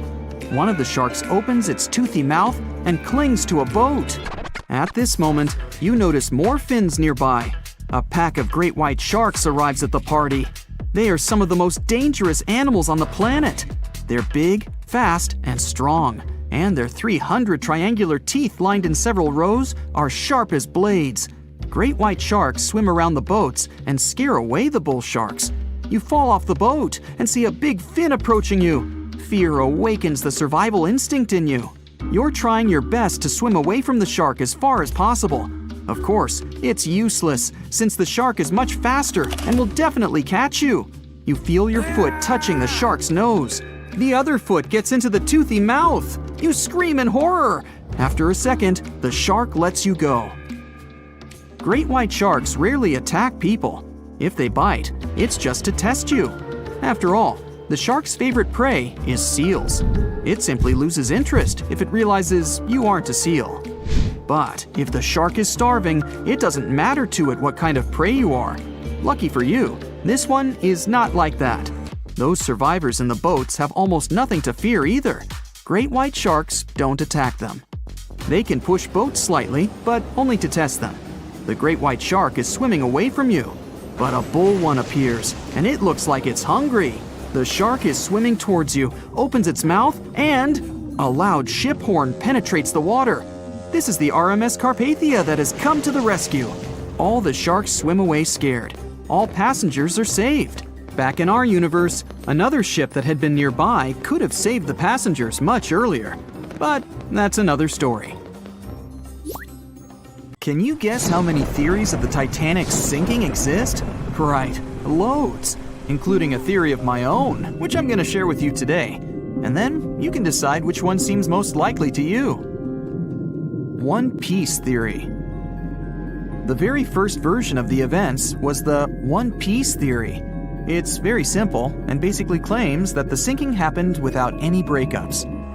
2:15 a.m., the ship collides with an iceberg. 2:18 a.m., the lights go out. The ship reaches an angle of 45 degrees and then quickly begins its final plunge into the ocean depths. 2:20 a.m., only about 3 minutes later, the RMS Titanic disappears under the surface of the ocean for good. The liner doesn't break, it just goes down as a whole piece. Of course, this can't be true. In April 1912, the Titanic was not only the largest ship in the world, but also the largest ship ever built. It's hard to believe that such a heavy vessel could have gone down without breaking. That's just impossible. Well, I mean, you can't blame the theorists. Before we found the wreckage, there were no other theories. Wait a minute, or were there? The day after the disaster, the survivors gave their interviews. They talked about what had happened, and some of them claimed that the ship had actually broken in two when it had been flooded. For example, Jack Thayer, a 17-year-old boy, outlined the sinking as he remembered it, and L.D. Skidmon drew a sketch based on his description. The picture clearly showed the ship breaking in half. But no one believed Jack or other witnesses. There was no evidence, so their claims were received with a grain of salt. But in 1985, things changed. First breakup theory. That's when Robert Ballard found the wreckage of the Titanic in the depths of the ocean. When people saw the wreckage, it became clear that Jack and the other survivors had been right. The Titanic did indeed break in two when it sank. So it's time for a new theory. 2:15 a.m. The keel breaks, the starboard list eases, and the hull continues to bow and crumble. 2:17 a.m. The galley sections break off. The towers immediately drop under their own weight. The lights go out. The stern is pulled into the air. The bow breaks off and starts sinking. The aft is barely hanging on to the starboard side of the stern section superstructure. The stern section slowly lists over to port as it begins sinking again. It rises up one last time and pivots in a semicircle as it sinks. It all sounds pretty convincing, right? But people began to find plot holes in this theory. For example, the Titanic couldn't have held together until it reached such a high angle. The breakup would have had to begin much earlier. This only meant there was still a vast field for research and speculations. So people started to come up with their own possible scenarios. How about we look first at the ones no one likes? V-brake and Aaron 1912 V-brake. According to the first breakup theory, the Titanic reached a high angle, and the weight of its unsupported stern caused it to crack from the top down. But it's physically impossible. So, are there any other ideas? In 2006, Roger Long, a naval architect, decided to research a so-called V theory. 2:17 a.m. The breakup begins at a shallow angle, perhaps as little as 11 degrees. The upper structure fails and starts to crack. At this moment, only its double bottom is holding the Titanic together, but it starts to bend under the strain too, failing the ship. Water is pouring through the crack. It increases the weight in between the two sections, bending the Titanic the other way and pulling it into shape somewhat resemblant to the letter V. The upper decks get mangled and bent together. The bow heads for the bottom, and the stern is the last to sink. This theory has since been disproven many times, though. Roger Long believed it because the broken edges of the upper decks in the Titanic's bow section were all mangled and crushed. However, we have learned that it happened because of the so-called hydraulic downburst, the force of the water crashing into the deck as the Titanic hit the ocean floor. Another V-brake theory states that the bow had risen out of the water after the break. This theory was mainly peddled by one former Titanic enthusiast. But not only has this theory been proved to be physically impossible due to the bow's incredible mass, it was also inspired by incorrect information. Remember Jack Thayer? Well, it was based on his sketch and the words of a couple of passengers. But the truth is, none of them had ever seen the Titanic break down like this. Jack himself even stated in an interview that the sketch was completely out of context to what he had actually seen. It was drawn by a passenger on the Carpathia, the ship that received the Titanic's distress signal and came to its aid. It couldn't be used as evidence. Now that we know this, let's move on to the theories that most people believe in. James Cameron's banana peel theory. Who hasn't seen the legendary movie about the Titanic, right? It became the leader of the 70th Academy Awards ceremony in the number of nominations and awards, and deservedly so. But did you know that James Cameron had been interested in the Titanic for many years and studied the ship's history? His books and research are very detailed, and he even came up with his own version of the events. It's called the banana split theory, and this is actually what you could see in the movie. Here's how it goes. The Titanic reaches a 23-degree angle and fractures down to the keel. The double bottom acts as a hinge as the stern falls down. When the double bottom fails, the bow and the stern separate. The stern lists to port, standing vertically, and then begins to go underwater. This theory is the most scientifically accurate one, along with Roy Mengat's theory. Wait, who's Roy Mengat? Mengat theory. Roy Mengat was an engineer who came up with the most plausible theory for the time being. 2:17 a.m. The lights go out on the Titanic. At this moment, the ship is at an angle of 20 to 23 degrees. Suddenly, the vessel snaps in two just around the third funnel. It causes the stern to settle into the water. The keel fails first. The draft and lower hull are crushed and break apart. Water surges into the bow and stern of the ship through the huge cracks, causing the bow section to sink beneath the waves. The stern rises up to the angle of 70 to 90 degrees, and then it sinks too. This theory seems to make the most sense, but it's quite controversial. The survivors who saw the breakup stated that the stern had settled back with the bow completely missing. Mengat's theory, however, contradicts that statement, while James Cameron's scenario takes this into account. Are you thinking what I'm thinking? The truth must be somewhere in the middle. My version. Now, as promised, I'll provide you with my version of the events. Well, it's not really my theory, more like a combination of Roy Mengat's and James Cameron's ones. I believe that James Cameron was right about the breakup. 2:17 a.m. The ship is at a high angle. The lights go out. Then it snaps into two pieces. The bow starts sinking. The double bottom is still attached to the stern for a minute or so. Once the double bottom fails, the two parts separate and the bow goes down. Then, as Mengot said, the stern rises up at a high angle, and then it begins to sink vertically. It might have actually happened because the survivors stated that they had seen a clean break. This means it couldn't be hidden. And they had also seen the stern staying vertically in the air for a long enough time, probably a few minutes, before disappearing. Anyways, all of these are just speculations.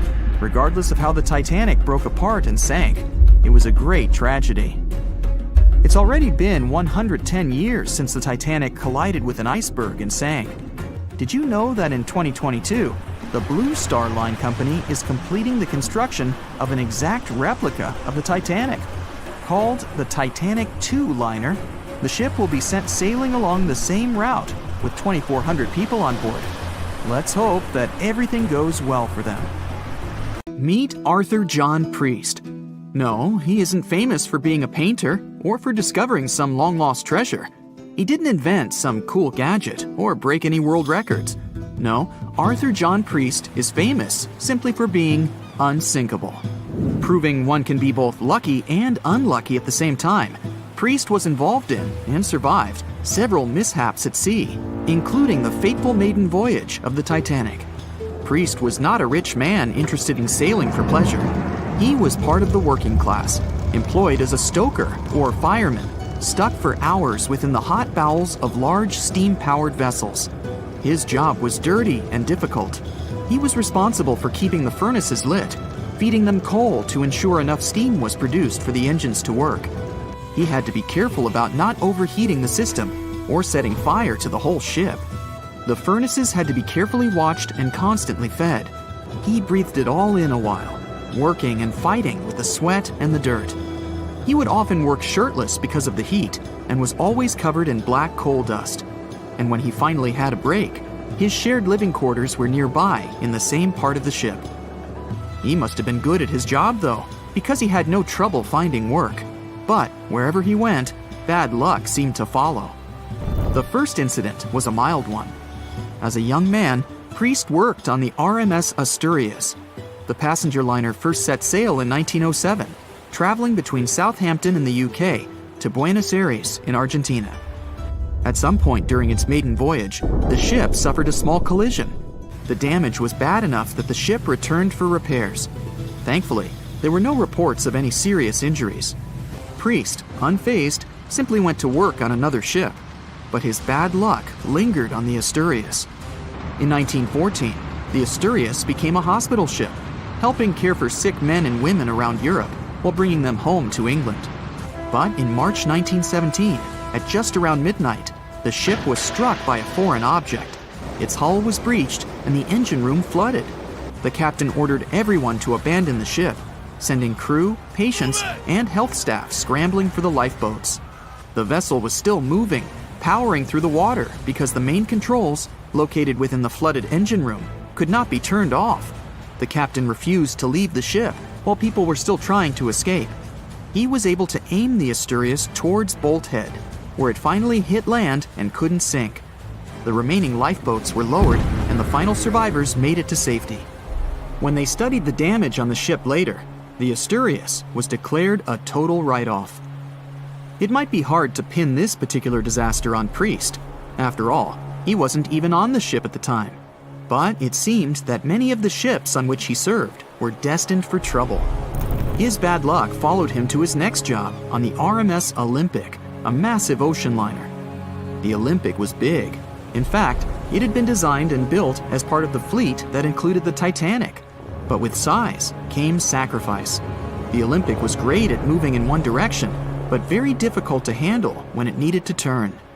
It was September 1911. The Olympic was trying to alter its course. The Hawk, a smaller ship sailing nearby, didn't give the larger vessel enough room to maneuver, and the two slammed into each other. Because the Hawk was engineered to deal with potential confrontations when out at sea, its reinforced bow tore through the Olympic. Two large gashes appeared on the ocean liner's side. the propeller shaft was badly twisted, and worse, the ship began to take on water. Somehow, the Olympic made it to shore without sinking, and nobody was seriously hurt. Priest had no idea that this was just a small taste of what his future held for him. He next found employment on a brand new ship, a better ship, an unsinkable marvel that was said to be the biggest vessel to have ever been built. Yes, he was going to work on the Titanic. And what a job! It took 29 boilers, requiring 850 tons of coal a day to produce enough steam to power the Titanic. Priest was just one of 150 stokers toiling away in the ship's underbelly, keeping those fires burning day and night. He made around $30 a month.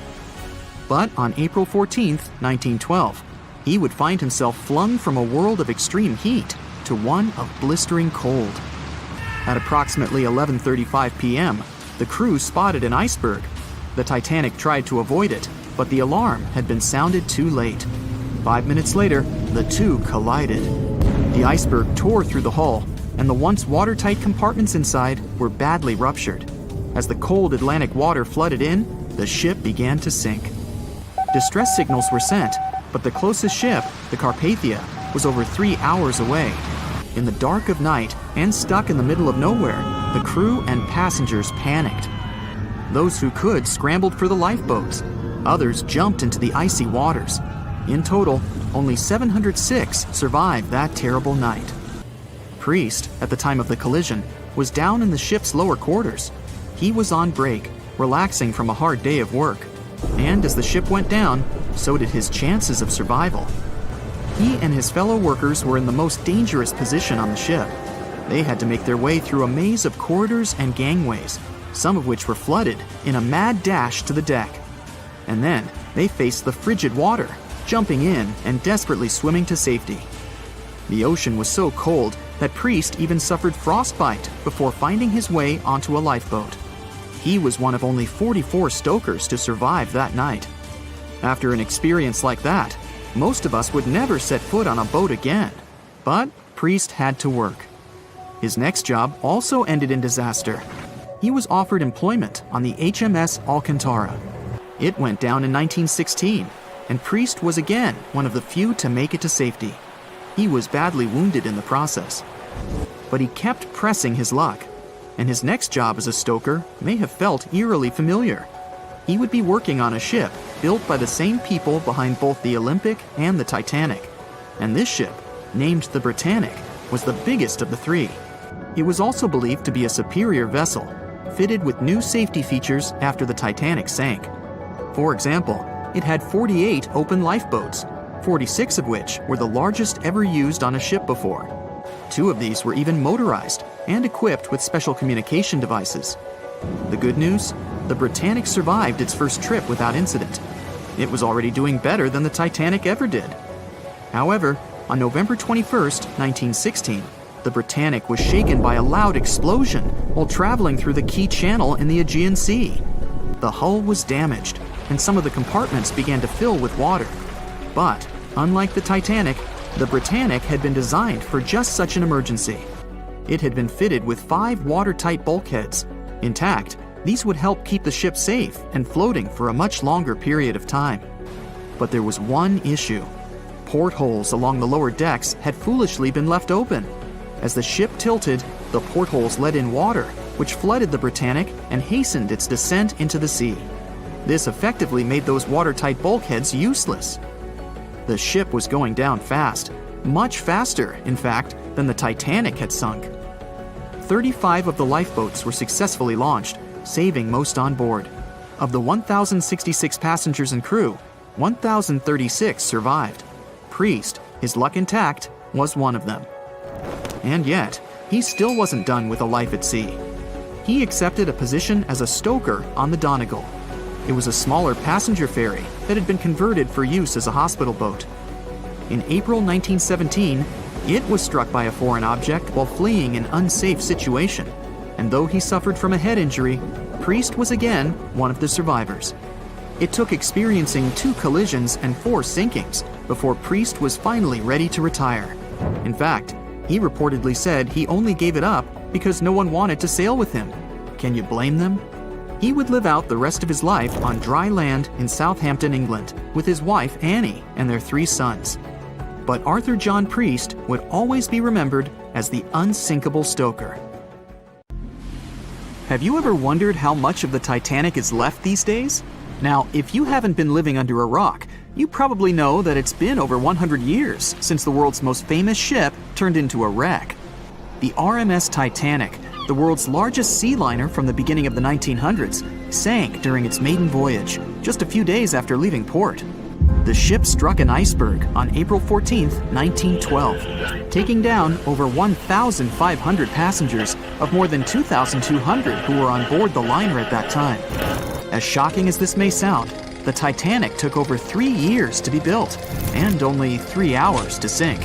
And if it were today, the ship would have cost over $210 million to be made. It was last seen on the surface of the Atlantic at 2:20 a.m., and for many decades, that was the last time people saw it. It wasn't until 1985 that the whereabouts of the ship were discovered by oceanographer Robert Ballard, and some parts of the Titanic became visible once again. One of the first discoveries made by Ballard's expedition was that the ship was indeed torn in half before sinking. The early exploratory missions to the part of the ocean floor where the Titanic now lies could only see the hull and the deck of the ship. According to Ballard, the main purpose of these missions was to understand how to preserve the ruins from deteriorating. Another goal was to recover the huge number of personal items scattered along the seabed. The explorer later said the view down there was as shocking as it was emotional. In the field of debris around the wreck, the oceanographer discovered plenty of small objects and personal belongings, many of which he brought back to the surface. There were shoes, some fancier than others. There were pieces of clothing that belonged to crew members, and there were huge propellers. If on the surface they gleamed and shined, on the ocean floor they were embedded and devoured by sand. Ballard pointed out that the area where kitchenware was scattered measured more than a mile in length. There were enough plates, pots, and pans to fill up an entire industrial kitchen. For the first time ever, 3D animation footage reveals exciting images. The simulations show the Titanic's evolution from when she first set sail in 1912 until the state of her ruins today. But simulations weren't enough for deep-sea explorer James Cameron, who envisioned traveling to the heart of the wreck for the first time ever in the history of the ship. Yep, the same James Cameron who happens to be the director of a very famous movie about the ship. He has now dived 33 times to visit the wreck of the Titanic. Here's some fun trivia for you. The director says that his true passion has always been the ocean, and that ever since he was a kid, he wanted to study the sea. Directing, let's say, just happened to be his day job. And when the possibility of directing Titanic appeared, he said yes, just so that he could go and check out the ruins of the ship in real life. Now back to the wreck. According to James Cameron, it wasn't enough for researchers to access only the exterior of the ship. They needed to go inside, analyze and photograph what was left of the pompous interiors of the world's once biggest sea liner. Cameron piloted an innovative robot vehicle equipped with cameras. It helped the man to reveal spaces in the Titanic that no one had ever seen before since the ship touched the bottom. Turkish baths, for instance, still had their tiled walls standing up almost in all their entirety. These baths were exclusively for first-class passengers. They were located right next to the swimming bath and the third-class dining room, and were designed in the Moorish style. People resting there could get heating blankets and ask waiters to bring them anything they needed. If the pictures from before the disaster were astonishing, they carry a different kind of wow factor now, when everything you see in them is hidden underneath the surface of the water. Another shocking discovery was the ship's mast. If we look at the Titanic in its pre-sinking glory, the mast calls much of one's attention. Located on the bow of the huge ship, the mast held together the transmission cables for the Marconi system, a system of wireless telegraphy. That's also where the British merchant flag the Titanic flew was located. The mast stood at the height of a bit more than 100 feet and was equipped with a crow's nest. Nowadays, the mast is unrecognizable. Attacked by corrosion, it collapsed. The crow's nest broke apart too. Now we can see why the modern-day Titanic is a real treasure for deep-sea explorers. But as the wreck of the ship lies at an approximate depth of 12,500 feet, sunlight is non-existent there, So, piloted missions depend on high-end technological equipment to survey the area. Why do you think the Titanic went missing from the public eye for over 70 years? Well, because at that time, technology wasn't advanced enough for people to go down there, as well as bring back good footage of the wreck. Filmmakers were the ones who drove this technology to its advance by trying to film underwater. They began by building boxes to put their cameras inside. And now, deep-sea photography is highly advanced and allows us to marvel at the awesomeness of underwater life. Of course, taking pictures under the sea is no easy feat. For one thing, to withstand that crazy underwater pressure, submarines need to be really strong and have thick walls, no thinner than 11 inches. Plus, explorers need to understand how to film and photograph when there's almost no light around. There was another thing that made documenting the Titanic even more difficult. When the wreck of the ship was rediscovered by scientists, it was covered with red-colored rusty bacteria that made it even harder to take good pictures. As it happens, the color red does not reflect well underwater, which is unfortunate for photographers. For this reason, human-operated vehicles that go down to tour the ruins are equipped with powerful lighting devices. When you see some parts of the ship from afar, they look as if reddish-brown wax has been dripping all over the Titanic's ruins. But in reality, these icicle-shaped structures are colonies of microorganisms. When the ship sank, it brought down with it an enormous amount of bacteria that hadn't existed at the bottom of the ocean before. But now, these bacteria, together with the extreme conditions at the bottom of the ocean, have turned into a disastrous combination for the ruins of the ship. These red colonies of microorganisms actually feed off of iron and steel, which is basically all that is left of the Titanic. One kind of those microorganisms are bacteria called Halomonas titanicae. They can eat up to 220 pounds of iron per day. This makes the Titanic a colossal food source for them. There have been lots of speculations regarding the life expectancy of the ship's wreck after researchers discovered this bizarre rust. But according to Cameron and his research team, the Titanic isn't going to disintegrate anytime soon. In one of the latest expeditions down to the wreck, a piloted vehicle was funded to identify specifically one stateroom. It belonged to a very important passenger, Sir Benjamin Guggenheim. Yes, just like the museum. Guggenheim was the son of a mining magnate and a member of the elite group that boarded the transatlantic journey of the Titanic. Born in Philadelphia, Guggenheim was traveling back home to the US. But, as we all know, he never made it to his final destination. For the price that ranged from 400 to 800 pounds back in 1912, the equivalent of 84,000 pounds nowadays, one could book accommodation that was called a stateroom. Staterooms on the Titanic were the most luxurious kind of first-class rooms. They were located on the B or C decks and were decorated in more than 11 different styles, ranging from Jacobean, Georgian, Italian Renaissance, and the list goes on. These rooms were filled with carved paneling and marquetry made from exotic and rare kinds of wood, such as mahogany, oak, and so on. Guggenheim occupied one of these luxurious rooms, and 100 years later, one of his descendants funded an entire mission just to locate the precise stateroom the man stayed in. This expedition turned into a documentary for National Geographic, and they did manage to identify which stateroom was Guggenheim's, so kudos for them. New exclusive photographs, by far the best yet, are in from the Titanic. For most of this century, that... When the first images of the Titanic shipwreck appeared in September 1985, the world stopped. People were glued to their TVs, watching the legendary ship reappear after more than 70 years. Where did the Titanic sink, you ask? It's located about 400 miles off the coast of Newfoundland, Canada. This so-called unsinkable ship rests in complete darkness, about 12,600 feet below the surface. Yep, that's how deep the Titanic is. But even after such a long fall down to the ocean floor, the front part, known as the bow, still looks surprisingly intact. I mean, the railings were still there, the anchor chains too, even the elegant curves of the hull you might recognize from old photos. But the news barely mentioned the stern back then, and there's a reason we still don't talk much about it. You see, these images were about more than just capturing mesmerizing and eerie footage.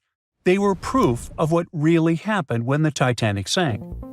We were finally getting some answers about this 1912 disaster, when more than 1,600 people lost their lives. And before you Google how many people survived the Titanic, I'll tell you, 706. Among those survivors, several claimed they saw the ship break apart as it went down. Others insisted it sank in one piece, and in the end, investigators agreed with them. Back then, official reports concluded that Titanic had gone down intact. So, for 73 years, that was the official story, until we finally saw the Titanic at the bottom of the ocean. When the Titanic underwater photos were released, they confirmed it. Yes, the liner really did break apart as it sank. And if we've just seen those images of the bow, that means the stern must be around there too, right? Well, kind of. I mean, we did find it. It's located about 2,000 feet away from the bow, lying on the ocean floor. So yes, it exists. But why doesn't anyone ever talk about what happened to the stern of the Titanic? Well, there's a big reason for that. See, the bow, even after all the damage from hitting the seafloor, still looks recognizable. Many of its interiors are surprisingly well preserved, and it's lying as if the ship was continuing its voyage. But the stern is destroyed. Today it's more like a twisted tangle of steel that barely looks like a ship at all. Only the parts that are more resilient, like the propellers, reciprocating engines, and rudder, have managed to hold their shape. But the rest of the stern section is melting into the seafloor. Yet, to understand why it's in such a terrible state, we need to go back to that freezing night of April 15, 1912, the night of the Titanic wreck. Just hours before the tragedy, Titanic was still sailing smoothly across the cold North Atlantic. The stern was alive with people, families talking, music playing, life going on as usual. This is where the room for passengers with the cheapest tickets were located. That's why third-class travelers were also known as steerage passengers. But the stern wasn't only for passengers. It also contained many of the ship's storage areas, including cargo holds, baggage rooms, kitchens, crew quarters, and even the engineering spaces. And hold on to that info, it's going to be important in a second. So let's jump straight to when the liner struck the iceberg. As the bow began to sink, the stern slowly lifted out of the water, putting enormous strain on the middle of the ship. By around 2 in the morning, the lights on Titanic flickered and then went out. Moments later, the ship broke in two, and the bow disappeared beneath the waves. The stern briefly settled back on the water before rising again, this time almost vertical. It stayed upright for a few seconds and then began its final plunge. At about 2:20 in the morning, the stern vanished beneath the Atlantic. Titanic was gone. What was happening beneath the water were two completely different scenarios. First, the bow slowly filled with water and began to drift downward, almost sailing gently like a submarine. Because of that, it managed to keep its shape and stayed mostly intact. But Titanic's stern collapse was a whole different story. The stern was ripped wide open where the ship had split apart. Water rushed in through that open end at incredible speed. This sudden flooding made the stern plunge downward much faster than the bow. The rush of water created so much turbulence that pieces were ripped off and scattered all around the ocean floor. Now, remember what I said earlier about the spaces inside the stern? Those huge storage areas were wide open, and many of them contained air pockets. So when the stern section broke away, it still had compartments filled with trapped air. As it spun down into the depths, this increasing water pressure crushed those pockets one by one.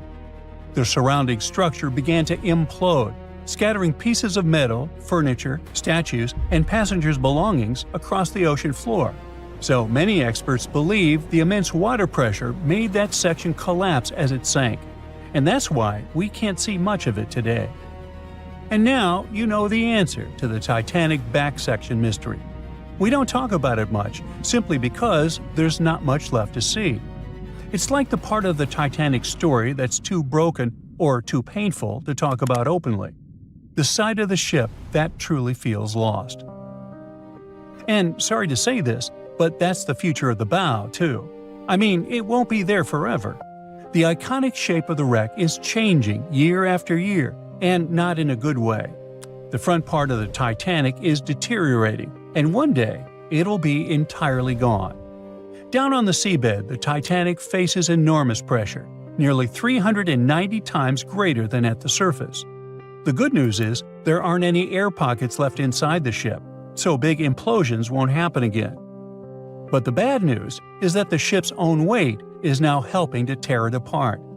As those 52,000 tons of steel slowly settle into the ocean floor, they twist and pull on the hull. Submersible missions have already spotted large cracks running through the steel plates, and even the decks themselves are starting to cave in. And there's something else. The wreck might look cool and spooky today, but that actually comes from a thick layer of bacteria and microbes covering it. The problem is, they're slowly eating the Titanic. Yep, most of the corrosion happening down there is caused by bacteria, and this is gradually weakening the entire structure. Steel plates, beams, and supports are getting thinner every year. Scientists estimate that the ship is losing between 0.13 and 0.2 tons of iron every single day. Still, even at that rate, the wreck won't vanish overnight. Experts believe it could take up to 420 years for the liner to disappear completely. Until then, we'll keep watching this sad but natural process unfold. Parts of the ship have been falling apart little by little since the night when Titanic sank, and a lot has already changed since we started taking underwater photos, like the railing sections that have dropped and the ceiling in the captain's bathroom that's collapsed. That's why so many expeditions are now focused on capturing footage and detailed scans of the Titanic shipwreck, to preserve its memory before the ocean takes it all. It's our way of keeping the story alive, even as time and nature continue their quiet work. Maybe those hungry bacteria can take a break from their buffet, so that Titanic can rest in peace with many more years to come. Titanic. The Titanic. The Titanic. The Titanic. Titanic. The Titanic. The Titanic. Titanic. The Titanic. Congratulations! You can now forget everything you've seen in the movies or everything you've read in books and newspapers and heard from people. Now we have the most detailed and reliable study of the famous sunken ship. A large-scale Titanic 3D scan allows us to see in fine detail everything that happened during the disaster. And rest assured, there was a lot going on there that you've never heard of. Are you ready for Titanic new discoveries? Let's go! There's a fat chance, or a thin chance, take your pick, that there are no people here who haven't heard of what happened. But just in case, here's the quick backstory. On April 10, 1912, the giant cruise ship Titanic sailed from Southampton, England to New York City. 4 days later, the ship collided with an iceberg and sank in the freezing waters of the North Atlantic. It was one of the most tragic and biggest disasters in the history of sea voyages. Since then, the wreck of the giant ship has been lying under a layer of icy water. For decades, people wanted to get this ship from the bottom many times, but they never fully tried. Passenger stories, documentaries, and books have given us a complete picture of what happened. But the only witness that can tell us about those tragic events is the ship itself. And some people decided to ask it about that night. A group of experts, oceanographers and cinematographers, recreated a virtual version of the events and showed it in the documentary Titanic: The Digital Resurrection. This is the most detailed digital reconstruction of how the Titanic sank ever made. To create it, specialists from the Magellan Company sent marine robots to the bottom where the ship lies at a depth of 12,500 feet. In such a place, all objects experience immense water pressure. To better understand how great it is, imagine the weight of a heavy barbell on your fingertip. Experienced divers with standard scuba gear can only swim at depths up to 130 feet and a little deeper. So it's a challenging, almost impossible mission to descend to such a depth and conduct research. It's dangerous for people. That's why the team of specialists sent robots there. Equipped with cameras for deep-sea surveys, they took more than 700,000 photos and videos in 4K resolution. They were collecting data for 3 weeks, exploring every part of the ship. Eventually, they had about 16 terabytes of data. Now, 1 terabyte is 1,000 gigabytes. Is that a lot? The largest game on PC, Microsoft Flight Simulator, weighs about a half a terabyte, and it has maps of the entire planet to create a realistic flight simulator. Still, this huge program weighs 32 times less than that Titanic scan. Imagine how detailed the model of the ship and the simulation of the disaster turned out to be. Moreover, the team combined all this information with the drawings of the ship. They calculated the speed of Titanic that night, its direction, its position, and the angle of impact with the iceberg. All of this was uploaded to supercomputers to create precise crash simulations. After that, specialists studied eyewitness reports, got consultations from historians and maritime experts, and then presented a detailed staging of the tragic night. Some things turned out to be different from what you know about them. For example, the iceberg didn't make a huge hole in the side of the ship. A Titanic wreckage scan shows that a piece of ice had struck a glancing blow and created several holes in the hull. Each of them was the size of an A4 sheet of paper. How could such minor damage destroy a giant ship? The problem was that those A4-sized punctures covered the entire length of the case. The Titanic's creators claimed that it was the most unsinkable ship in the world. However, its unsinkability lay in the fact that it could stay afloat even if 4 of its watertight compartments got flooded. But the collision with the iceberg led to the flooding of 6 of them. The iceberg had a mere 6.3 seconds of contact with the ship and still managed to sink it.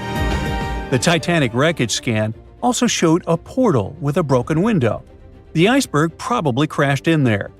This finding confirms the words of eyewitnesses that pieces of ice got into the cabins. Just imagine how frightening that was. You're sleeping peacefully in your bed, then you hear a loud crash, and a piece of iceberg falls into your cabin. And after that, absolute chaos begins. The researchers found out exactly how the ship had split in half.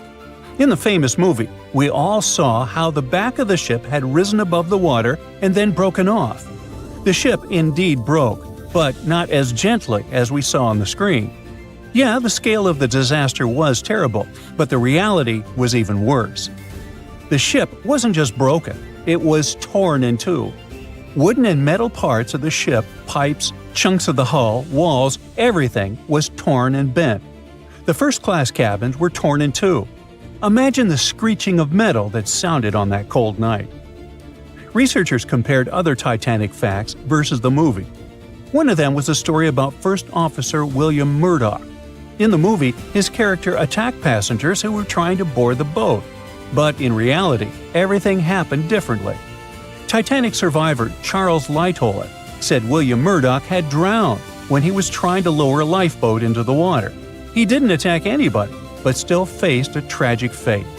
There are no exact details, but high-resolution scans have confirmed this version.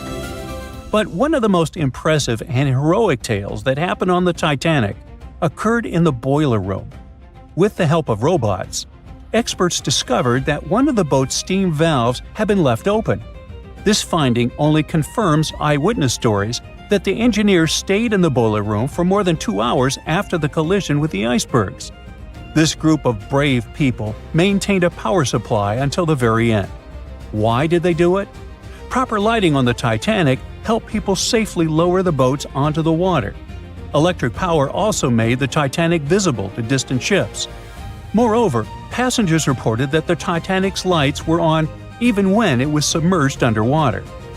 The brave feat of the engineers helped save hundreds of passengers' lives. Who knows, perhaps further research of the ship will tell us more about other heroic actions of the passengers and crew members. Actions that will be worth making a movie about. In addition to studying the ship, the researchers also scanned the seabed around the wreckage, where not only parts of the Titanic, but also personal belongings of passengers, including gold coins, pocket watches, combs, shoes, and so on, were scattered. By the way, many of those items have been raised from the bottom and sold at various auctions. You can also see some artifacts from the ship in specialized museums. One of those is called Titanic Belfast and is located in Northern Ireland. It is open to the public.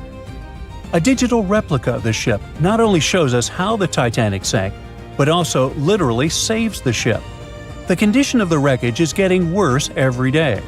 Gigantic pressure, cold temperature, water, and marine life – all of this is slowly destroying the vessel. Oh yeah, some companies that organize dive trips to the ship for tourists also pose a danger to the ship. It turns out that there are a lot of people who wanted to go down inside a submersible to the legendary wreck. As a result of some of these excursions, parts of the ship were damaged. Experts predict that within the next 40 years, the unlucky liner may disappear completely. Fortunately, the Titanic 3D scan has provided such a level of detail that you can imagine walking inside it. This means that the tragedy will never be forgotten. Of course, 10 videos like this one won't be enough to cover the full scope of the work that the filmmakers have done. Fortunately, the documentary, Titanic: The Digital Resurrection, is available for viewing. You can watch the movie and also study the 3D models of the ship. Who knows? Perhaps you can make new discoveries.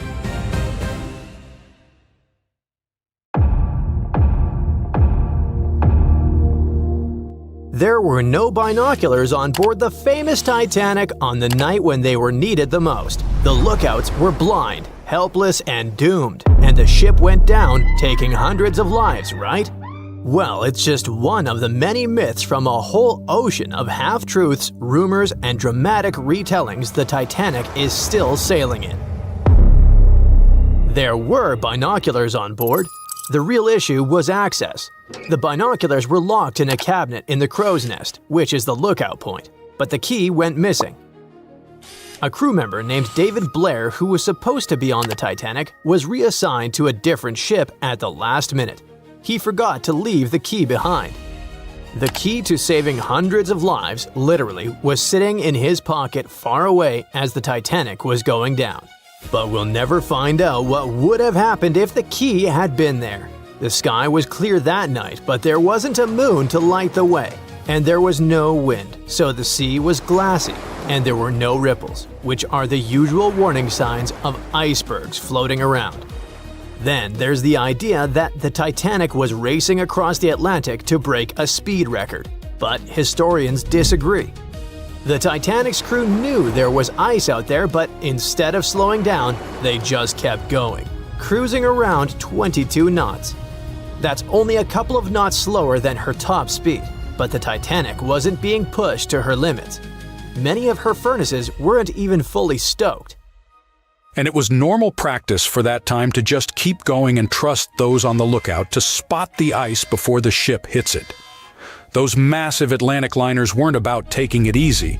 They were about being perfectly on time. Ships like the Titanic were basically the express trains of the sea, and any delay would have been a PR disaster. So, yeah, they knew the risks, but didn't think it was a big deal. After all, plenty of ships had close calls before and came out okay. They didn't see ice as a huge threat those days, and weren't even afraid of head-on collisions. And have you heard that the White Star Line, the company that owned the Titanic, marketed it as unsinkable? In 1910, the company was hyping up their two new ocean giants, the Titanic and her sister ship, the Olympic. Their ads proudly declared these ships were designed to be unsinkable. What the company meant by it was that, on paper, the design should keep them afloat. Later on, they even had to clarify that they never promised the ships were actually unsinkable. By 1911, before the Titanic even hit the water, magazines were already running wild with the idea. Writers were calling her practically unsinkable, pointing to her fancy new watertight compartments as proof. And just like that, a legend was born before the ship even left the dock. After she went down, even one of White Star Line's own executives admitted during the official inquiry that when he first heard the news, he didn't believe it. He genuinely believed the Titanic couldn't sink. But that whole unsinkable thing was never the main selling point. White Star Line wasn't really pushing safety, but selling luxury. The Titanic was supposed to be the crown jewel of ocean travel, massive, elegant, and dripping in comfort. Another story that just stuck with us is that before the iceberg even struck, a coal fire was burning away in one of the Titanic's bunkers. It weakened the ship's hull and made it more vulnerable. Some people even say that fire caused or accelerated the sinking. Well, it's partially true. There was a coal fire in one of the Titanic's coal bunkers before the voyage. Fires in coal bunkers weren't unusual in steamships of the time. They could smolder for days. But it was nothing like a fire that would be raging uncontrollably. Historical timelines, crew logs, and structural analysis all indicate that a fire of such intensity and in such a position couldn't have caused fatal structural damage. If the fire had done that much harm, the ship might have failed even before the collision. But the Titanic stayed afloat for over 2 hours, which means the real villain was still the iceberg. Another twist to the fire story is that it could have distracted the crew, preventing them from dealing with the iceberg situation properly. That sounds more plausible, but still, that's not the same as saying the fire was the real culprit.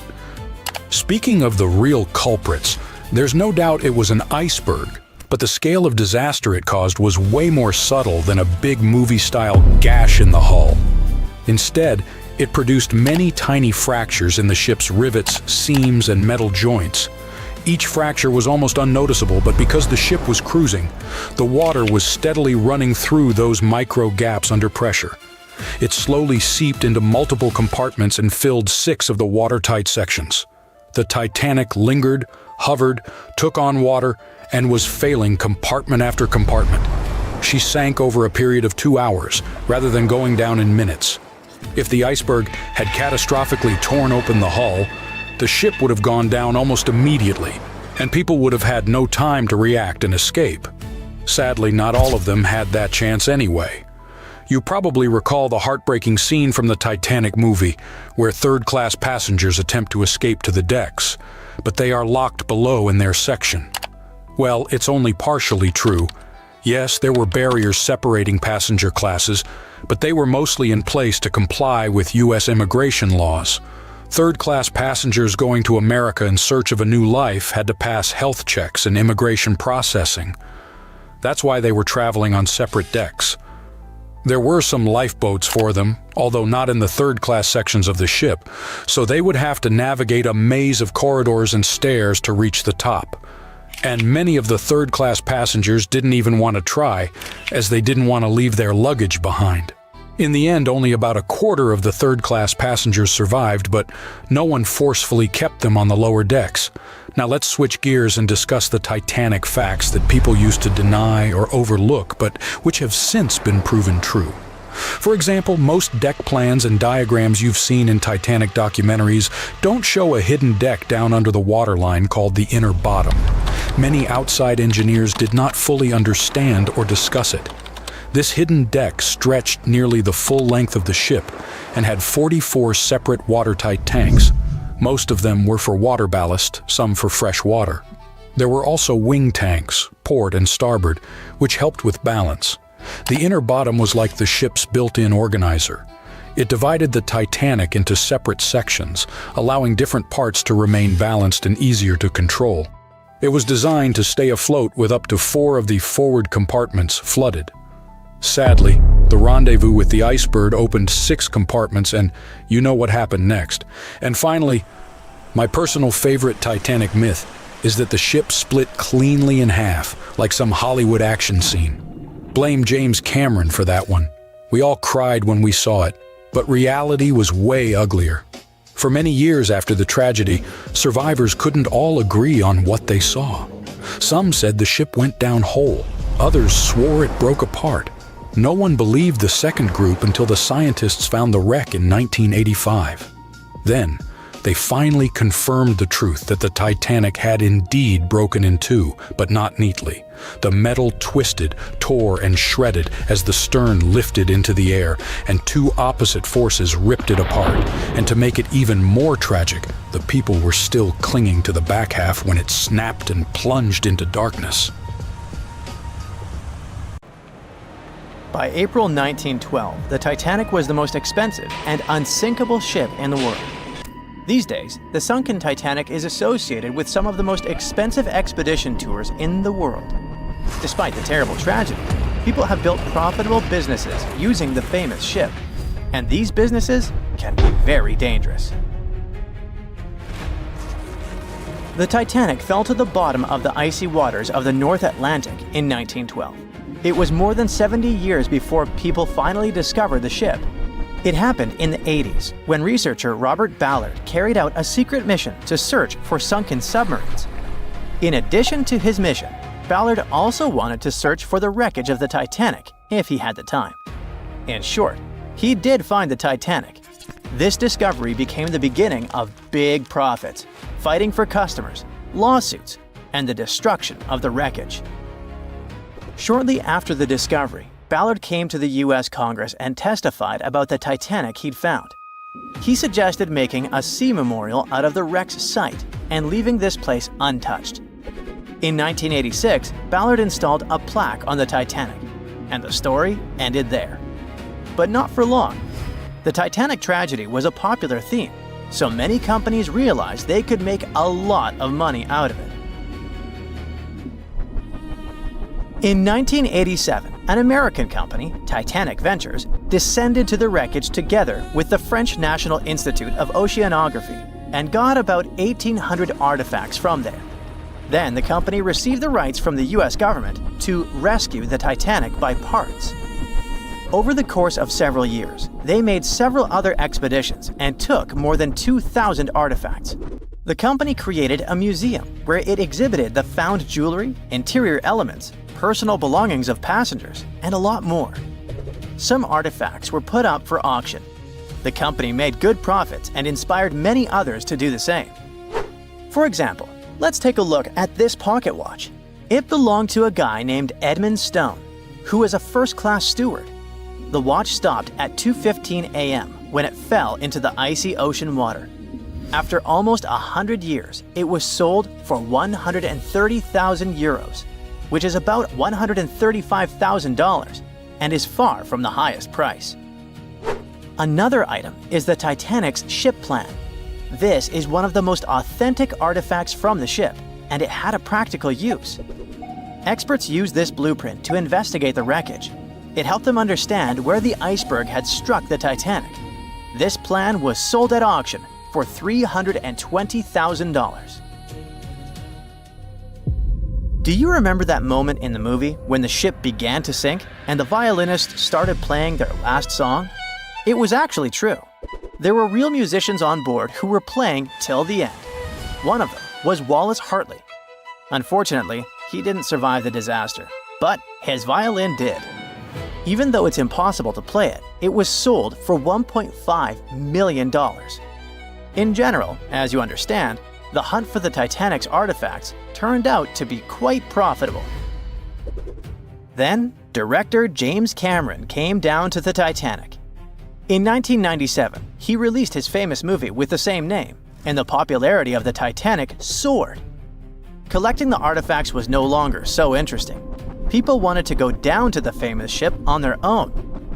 The high demand provided a good supply. In 1998, British company Deep Ocean Expeditions organized tours to the Titanic for only $32,500.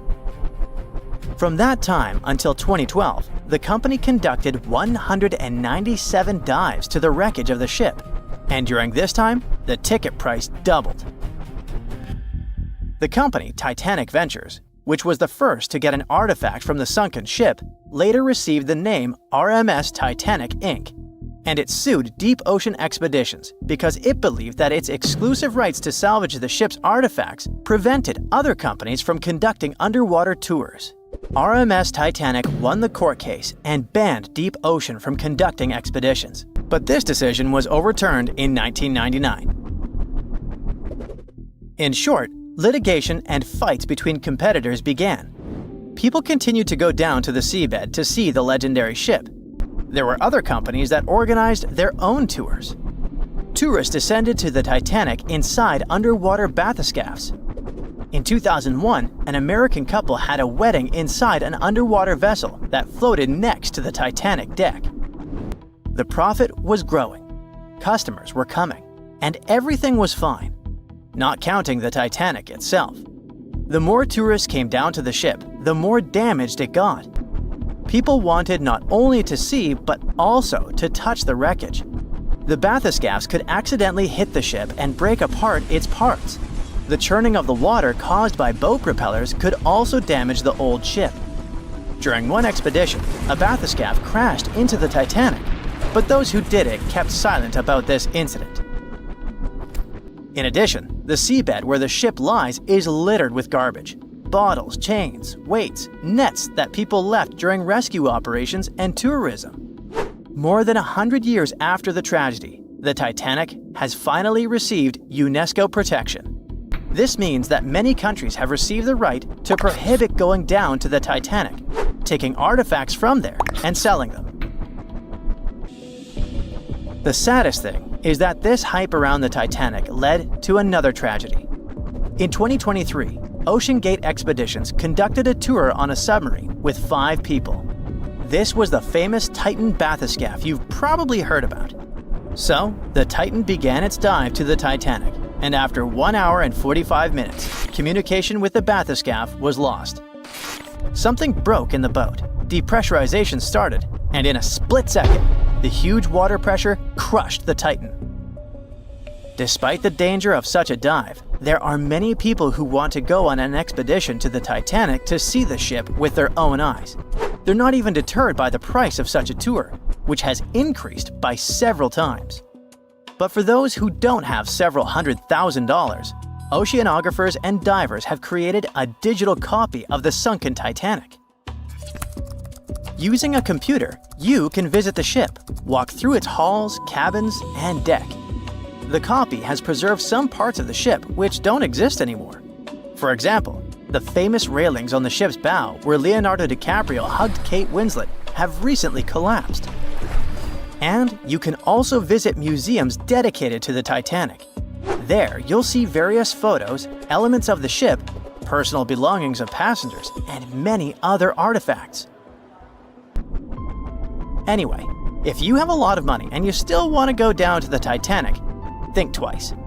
And in general, ordinary scuba diving is a rather dangerous thing. These are the problems it can cause. When you dive underwater without preparation and come up too fast, you're likely to encounter decompression sickness, which is also called the bends.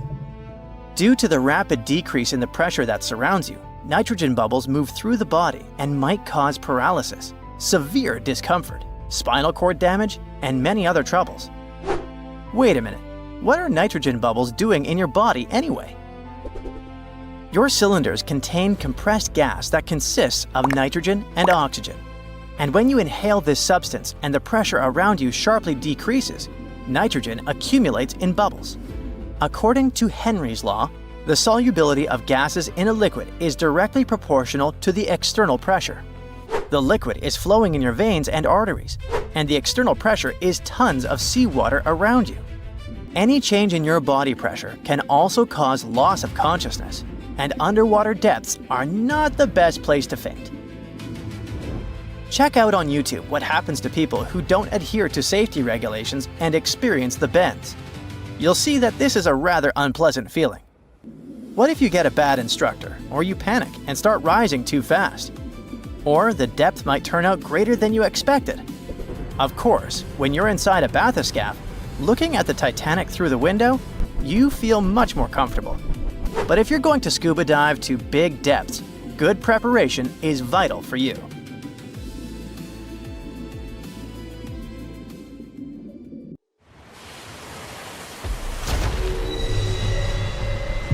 Over 1,500 people lost their lives in this part of the ocean, so maybe it's a prudent idea to stay away from it. The spot where RMS Titanic sank remains dangerous. I mean, yeah, there are still huge icebergs out there, but there are even bigger threats lurking beneath the surface.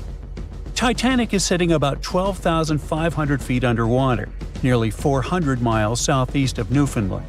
It's been down there for over 100 years. So, over time, the wreck's just been falling apart little by little. The infamous ship is rusting just like any iron or steel structure would be underwater. Chemically, when you mix iron, oxygen, and water, that combo sets off a reaction that creates iron oxide. and that's what leads to corrosion. So steel plates, beams, all that stuff is getting weaker. Parts of the liner are caving in, like the ceiling in the captain's bathroom and a section of the railing that collapsed not too long ago. But in the case of Titanic, a lot of that corrosion is actually being caused by iron-eating bacteria. When the Titanic sank, it split into two big pieces, the bow and the stern, which landed nearly 2,000 feet apart on the ocean floor. And now both pieces are covered in this biofilm, a living blanket of bacteria, marine fungi, and all sorts of other microbes. Over time, microbes feeding on the ship's iron have created these things called rusticles, and they are actually speeding up the wreck's decay. Scientists say the stern is breaking down way faster than the bow, mostly because it took more damage when the ship sank. And now, thanks to all that bacterial activity, the stern could be deteriorating as much as 40 years ahead of the bow. So yeah, microbes have been thriving and flourishing down there. If you are a germaphobe, that probably sounds like a total nightmare. But honestly, it's not that bad. For one, they don't even look gross. These rusticles actually look kind of cool, like ice crystals or tiny diamonds clinging to the wreck. And don't worry, you are not in danger. As long as you keep a safe distance from the wreck, no direct contact, and definitely don't go poking around inside, there really is no risk. Speaking of getting dangerously close, we've got to mention the Titan submersible disaster. You know, the one that catastrophically imploded back in 2023 during a trip to the Titanic wreck. Sadly, all 5 people on board lost their lives. Even though this trip was sold as a tourist adventure, going that deep in the ocean is no joke. It's terrifying, cold, and dark. Sunlight gets absorbed by water and can't reach much farther than about 3,300 feet below the surface. Past that point, the ocean is in total darkness all the time. Titanic lies within a region known as the Midnight Zone for this very reason. The few brave people who have visited the wreck say the descent takes over 2 hours through complete darkness. Then, out of nowhere, the ocean floor just pops into view, lit up by the submersible's lights. The second big challenge is actually finding the wreck. At that depth, navigating is no easy task. When you reach the bottom, you really don't know exactly where you are. You're just kind of fumbling around in the dark, knowing that Titanic is somewhere down there, but you can't see it. However, detailed maps of the Titanic site, made from decades of high-res scans, really do help. As the wreck starts to come into view, they can use those maps to stay on track. Plus, sonar and sensors let the crew notice features and objects even if they're way beyond the sub's tiny light pool. For example, the Titan submersible had a sensor called the Doppler velocity log. This one sent out sound waves to measure how fast the sub is moving and how deep it is, based on its distance from the ocean floor. Still, passengers on previous trips to Titanic in this submersible have said how tough it is to find their way once they reach the ocean floor. And we can't forget about the pressure. The deeper you go in the ocean, the more pressure the water puts on everything. And the pressure is crazy high at the Titanic's wreck site. To put it into perspective, it is about 200 times the pressure inside a car tire. That's why submersibles need super thick walls to handle it. So yeah, the water around Titanic has creepy microbes, pitch-black darkness, and insane pressure. But there is one more thing happening down there, and that's unpredictable currents. You're familiar with them. I mean, when you swim in the sea, you can usually feel the currents pulling you from side to side. But the deep ocean has its own set of underwater currents too. They're not as strong as the ones you feel on the surface, but they can still move massive amounts of water around. These currents can be caused by things like wind, differences in water temperature and salt, and even strange storms down on the ocean floor called benthic storms. They can get intense and stir up the sea bottom. Now, like I mentioned earlier, the Titanic wreck is in two big pieces, the front and the back, and researchers have been checking out the seabed of the surrounding area. One part of the wreck is near this cold underwater current called the Western Boundary Undercurrent. It flows south and moves mud and sand along the ocean floor, creating ripples and patterns that show how strong or weak the current is. Most of the time, the currents there aren't very strong. They even found sand ripples near where all the Titanic debris landed, like furniture, coal, and just random stuff from the ship. And those ripples are showing a current flowing from east to west. But inside the main wreck site, things get a little wilder. The water flows more from northwest to southwest, probably because all the huge chunks of the ship are messing with the flow. Around the south side of Titanic's bow, the currents get unpredictable too. They keep switching directions, from northeast to northwest to even southwest. It's like the ocean's just doing its own thing down there. Experts think that over time, all this shifting water is going to slowly bury Titanic under layers of mud and sand. Little by little, the wreck could just fade away and disappear beneath the ocean floor. Alright, now it's time to get to the obvious issue here: icebergs. Yep, they're still a problem for ships today. In 2023, around 380 icebergs flowed into the busy shipping routes between North America and Europe. That's a problem. You see, the bigger the iceberg, the easier it is to spot and avoid. Smaller ice is a lot harder to detect, though it's no less dangerous. And that's because the most dangerous part is underwater, where no one can see it. Think about the iceberg that sank Titanic. Passengers saw about 100 feet of it above the water, but it's believed that's only 16% of its total size. Experts say the rest, hidden beneath the waves and much larger than what's visible, could stretch down several hundred feet. Now, the good news is that, unlike Titanic's day, we have much more technology now to spot icebergs in time. Modern ships have radar and satellite imagery that can pick up icy threats hiding in the dark. Some vessels even use sonar and thermal imaging to see through fog, helping the crew to spot icebergs above the surface.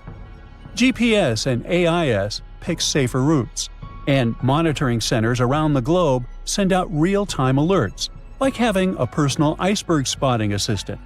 So, yes, it is a massive upgrade from just relying on binoculars. You won't have to worry about icebergs on your next cruise vacation, even if it passes alongside Titanic's route.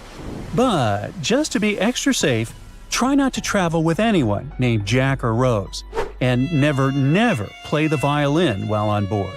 Just saying. How could a ship built by the brightest minds of its time and called unsinkable go down in just 2 hours and 40 minutes? Maybe we can crack the mystery by diving deep into the bolts of the Titanic. And I mean that quite literally. It all started with a fancy dinner in London back in 1907. Lord William James Parry had a big idea and needed the right people on board. He invited the director of the British shipping company, White Star Line, over to chat. White Star was already riding the waves of success with transatlantic travel, making a fortune taking emigrants to America. But the competition was fierce. Cunard, one of their biggest rivals, had just launched 2 sleek, fast ships, the Lusitania and the Mauretania. These ships were the latest and greatest in both speed and luxury. Parry wasn't about to let that slide. As chairman of an Irish shipbuilding company, he figured if he teamed up with White Star, they could dominate the scene. That same night, over dinner, they started dreaming up an entire fleet of ocean liners: the Olympic, Titanic, and a third ship that eventually became the Britannic. Soon those ideas were being turned into reality. The construction of the Titanic and its twin, the Olympic, kicked off. It was such an impressive affair that they had to build 2 new shipyards on Queen's Island, known as Titanic Quarter, in Belfast Harbour. But building something that massive? Way easier said than done. Harland and Wolff, the British company behind the construction, had their hands full. This was the biggest ship anyone had ever tried to build, and it took 15,000 men working round the clock to make the dream happen. The Titanic and its twin were planned to be 882 feet long. It was just enough to stretch another 120 feet longer than the new Cunard liners. By the time it was finished, the Titanic stretched as long as 4 city blocks and high as a 9-story building. Aside from being the largest ship of the time, it also got another nickname. When Shipbuilder magazine went to examine it, they came up with the adjective unsinkable. But something went way too wrong along the way. If we made a quick X-ray of the Titanic, this is what we would find. 2,000 steel plates, each up to 30 feet long and weighing around 3 tons. To put it all together, they built it like a giant metal skeleton, with the keel acting as the backbone and the hull plates forming the outer shell. To beat the competition, the Titanic had to be huge, but it also had to be fast.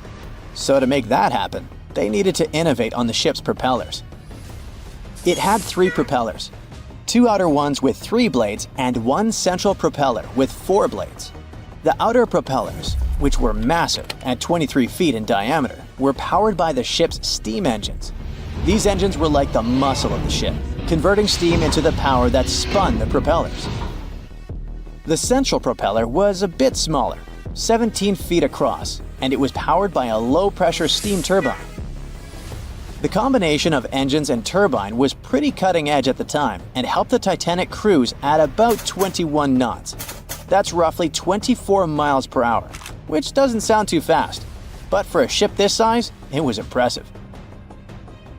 The propellers themselves were made from manganese bronze, a material chosen because it's strong and resists corrosion.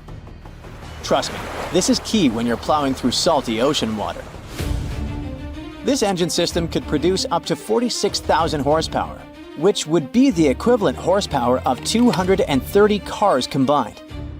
To make the ship move, there were 2 large propellers on the sides connected to engines that worked like giant pumps, pushing the ship forward. Then, there was a 3rd propeller in the middle, which worked as a steam turbine, a fancy kind of engine, to give it extra push and use less fuel. This whole setup wasn't just about power, it was also about speed. Other ships had started using the steam turbine a few years earlier, but since the Titanic was bigger and heavier, its system had to be extra powerful to keep it fast, stable, and comfortable for everyone on board. So after 2 years of really hard work, the Titanic was ready for its first trial run. On May 31, 1911, a crowd of 100,000 people stopped to watch the Titanic slide into the River Lagan.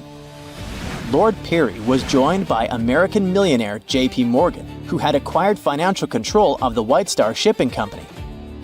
The Titanic floated for the first time, but it took another year to fit it out, which is basically shipbuilding speak for turning that giant steel skeleton into a luxurious floating palace. It had it all. A heated swimming pool, Turkish baths, palm trees in the cafes, a squash court, a first-class dining salon that could fit 554 people.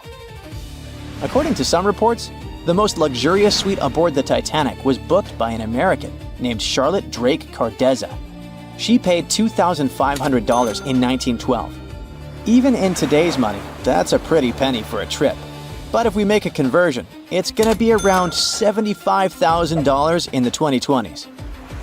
All for a one-way ticket across the Atlantic. Workers rushed to finish painting and polishing the Titanic by March 31, 1912.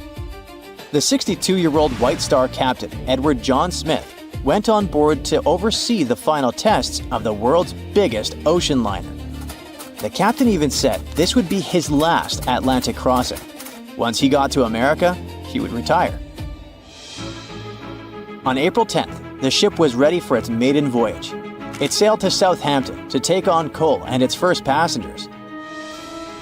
Passenger Sylvia Caldwell asked a deckhand if that gigantic ship was really unsinkable, to which he answered the iconic line that not even God himself could sink that ship.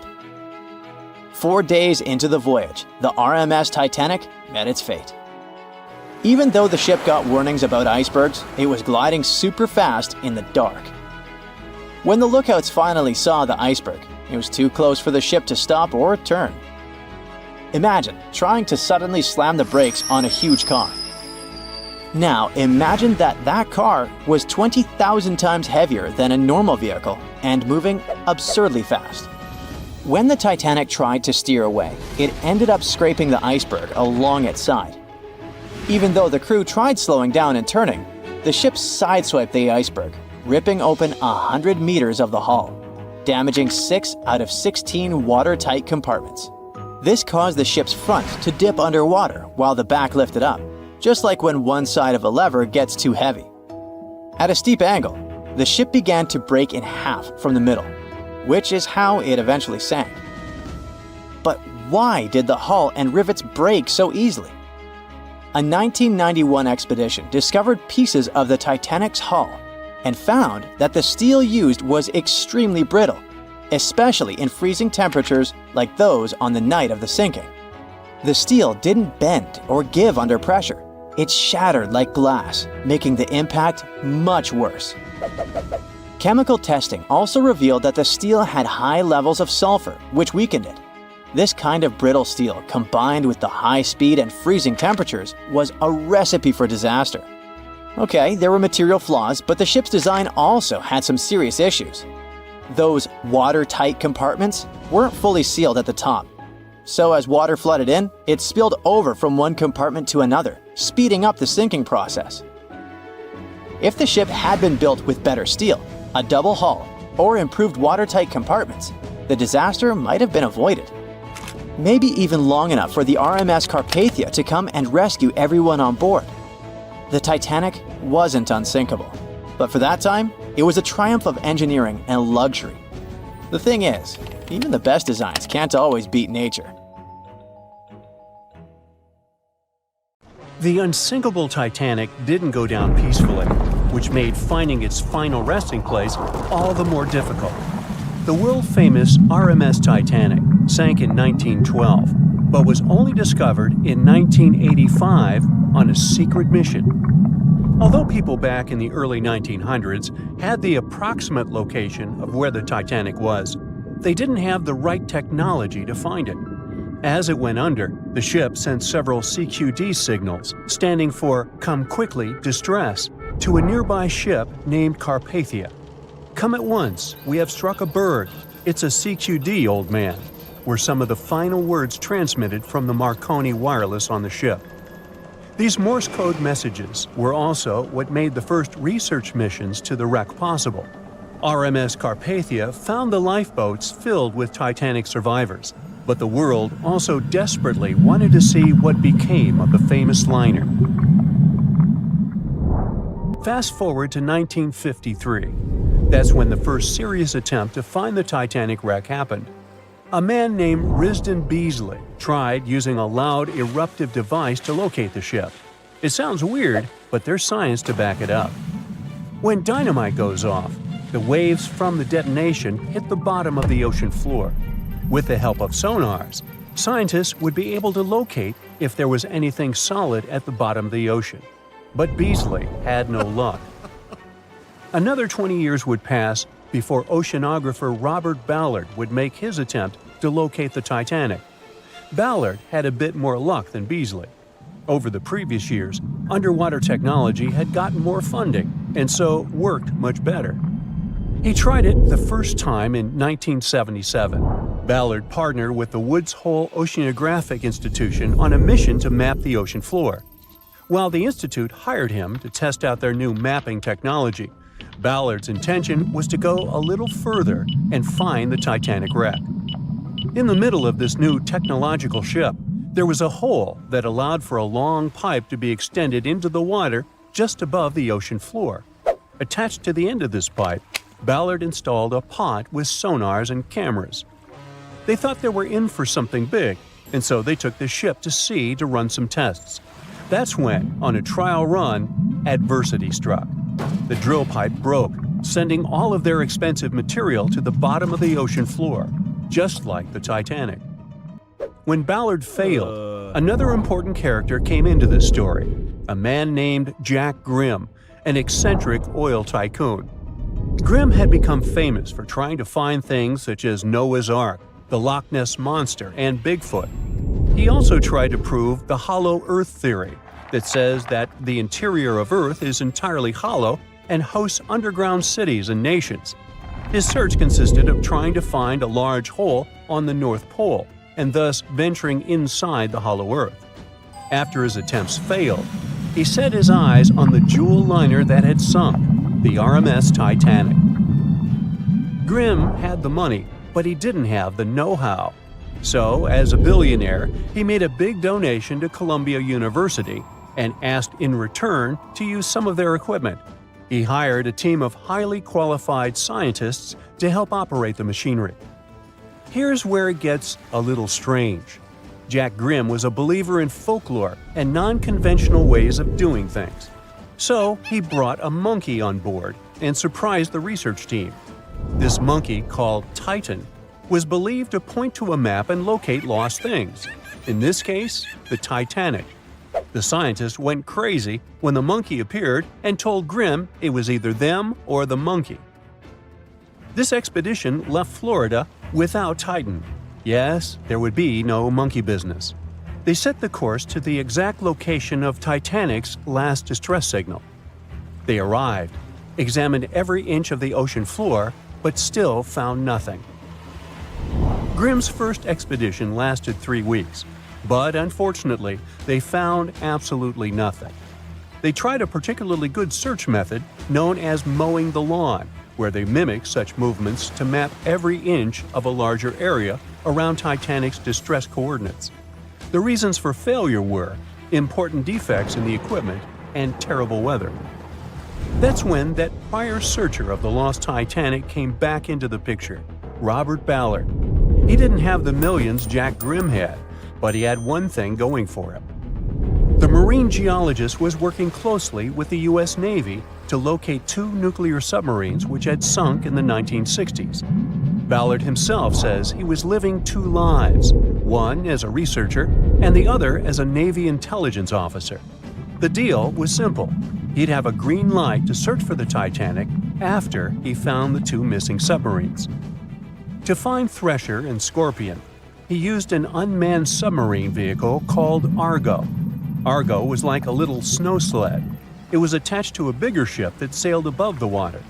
Argo was connected to the ship by a long cable, and it was piloted by a team on board. The sled had sonars and cameras that provided real-time imaging of the ocean floor, so it was a real advancement on other attempts. After much thinking, he had a eureka moment. He supposed the force of the wreck should have left a comet trail that led back to the ship. While searching for the Titanic, most people had tried to find the ship itself. But until then, it had been trying to find a needle in a haystack. That's why Ballard's logic was so brilliant. He needed to invert the order. He had another obstacle on his hands: time. He could only look for the ship after finding the lost subs. And by the time that happened, he had 12 days left. He teamed up with another scientist, and they applied the mowing the lawn method to map the ocean bed. Another important piece of information that most researchers left out was that there was a sea current moving south on the day of the disaster. This meant that the debris field should be south of the distress signal coordinates. To save time and resources, he would do a quick reconnaissance of the ocean floor, spacing lines more than 3 miles apart to look for debris fields. He also relied more on the camera visuals than on the sonar signals. His team took turns piloting Argo and watching the video. Days rolled by, with nothing but the empty ocean floor showing up, until the rocks they were used to seeing started to look like man-made debris. Suddenly, there it was, the Titanic's boiler. Ballard was right. The debris field would take them back to the ship. After 73 years of searching, they had finally found the Titanic wreck.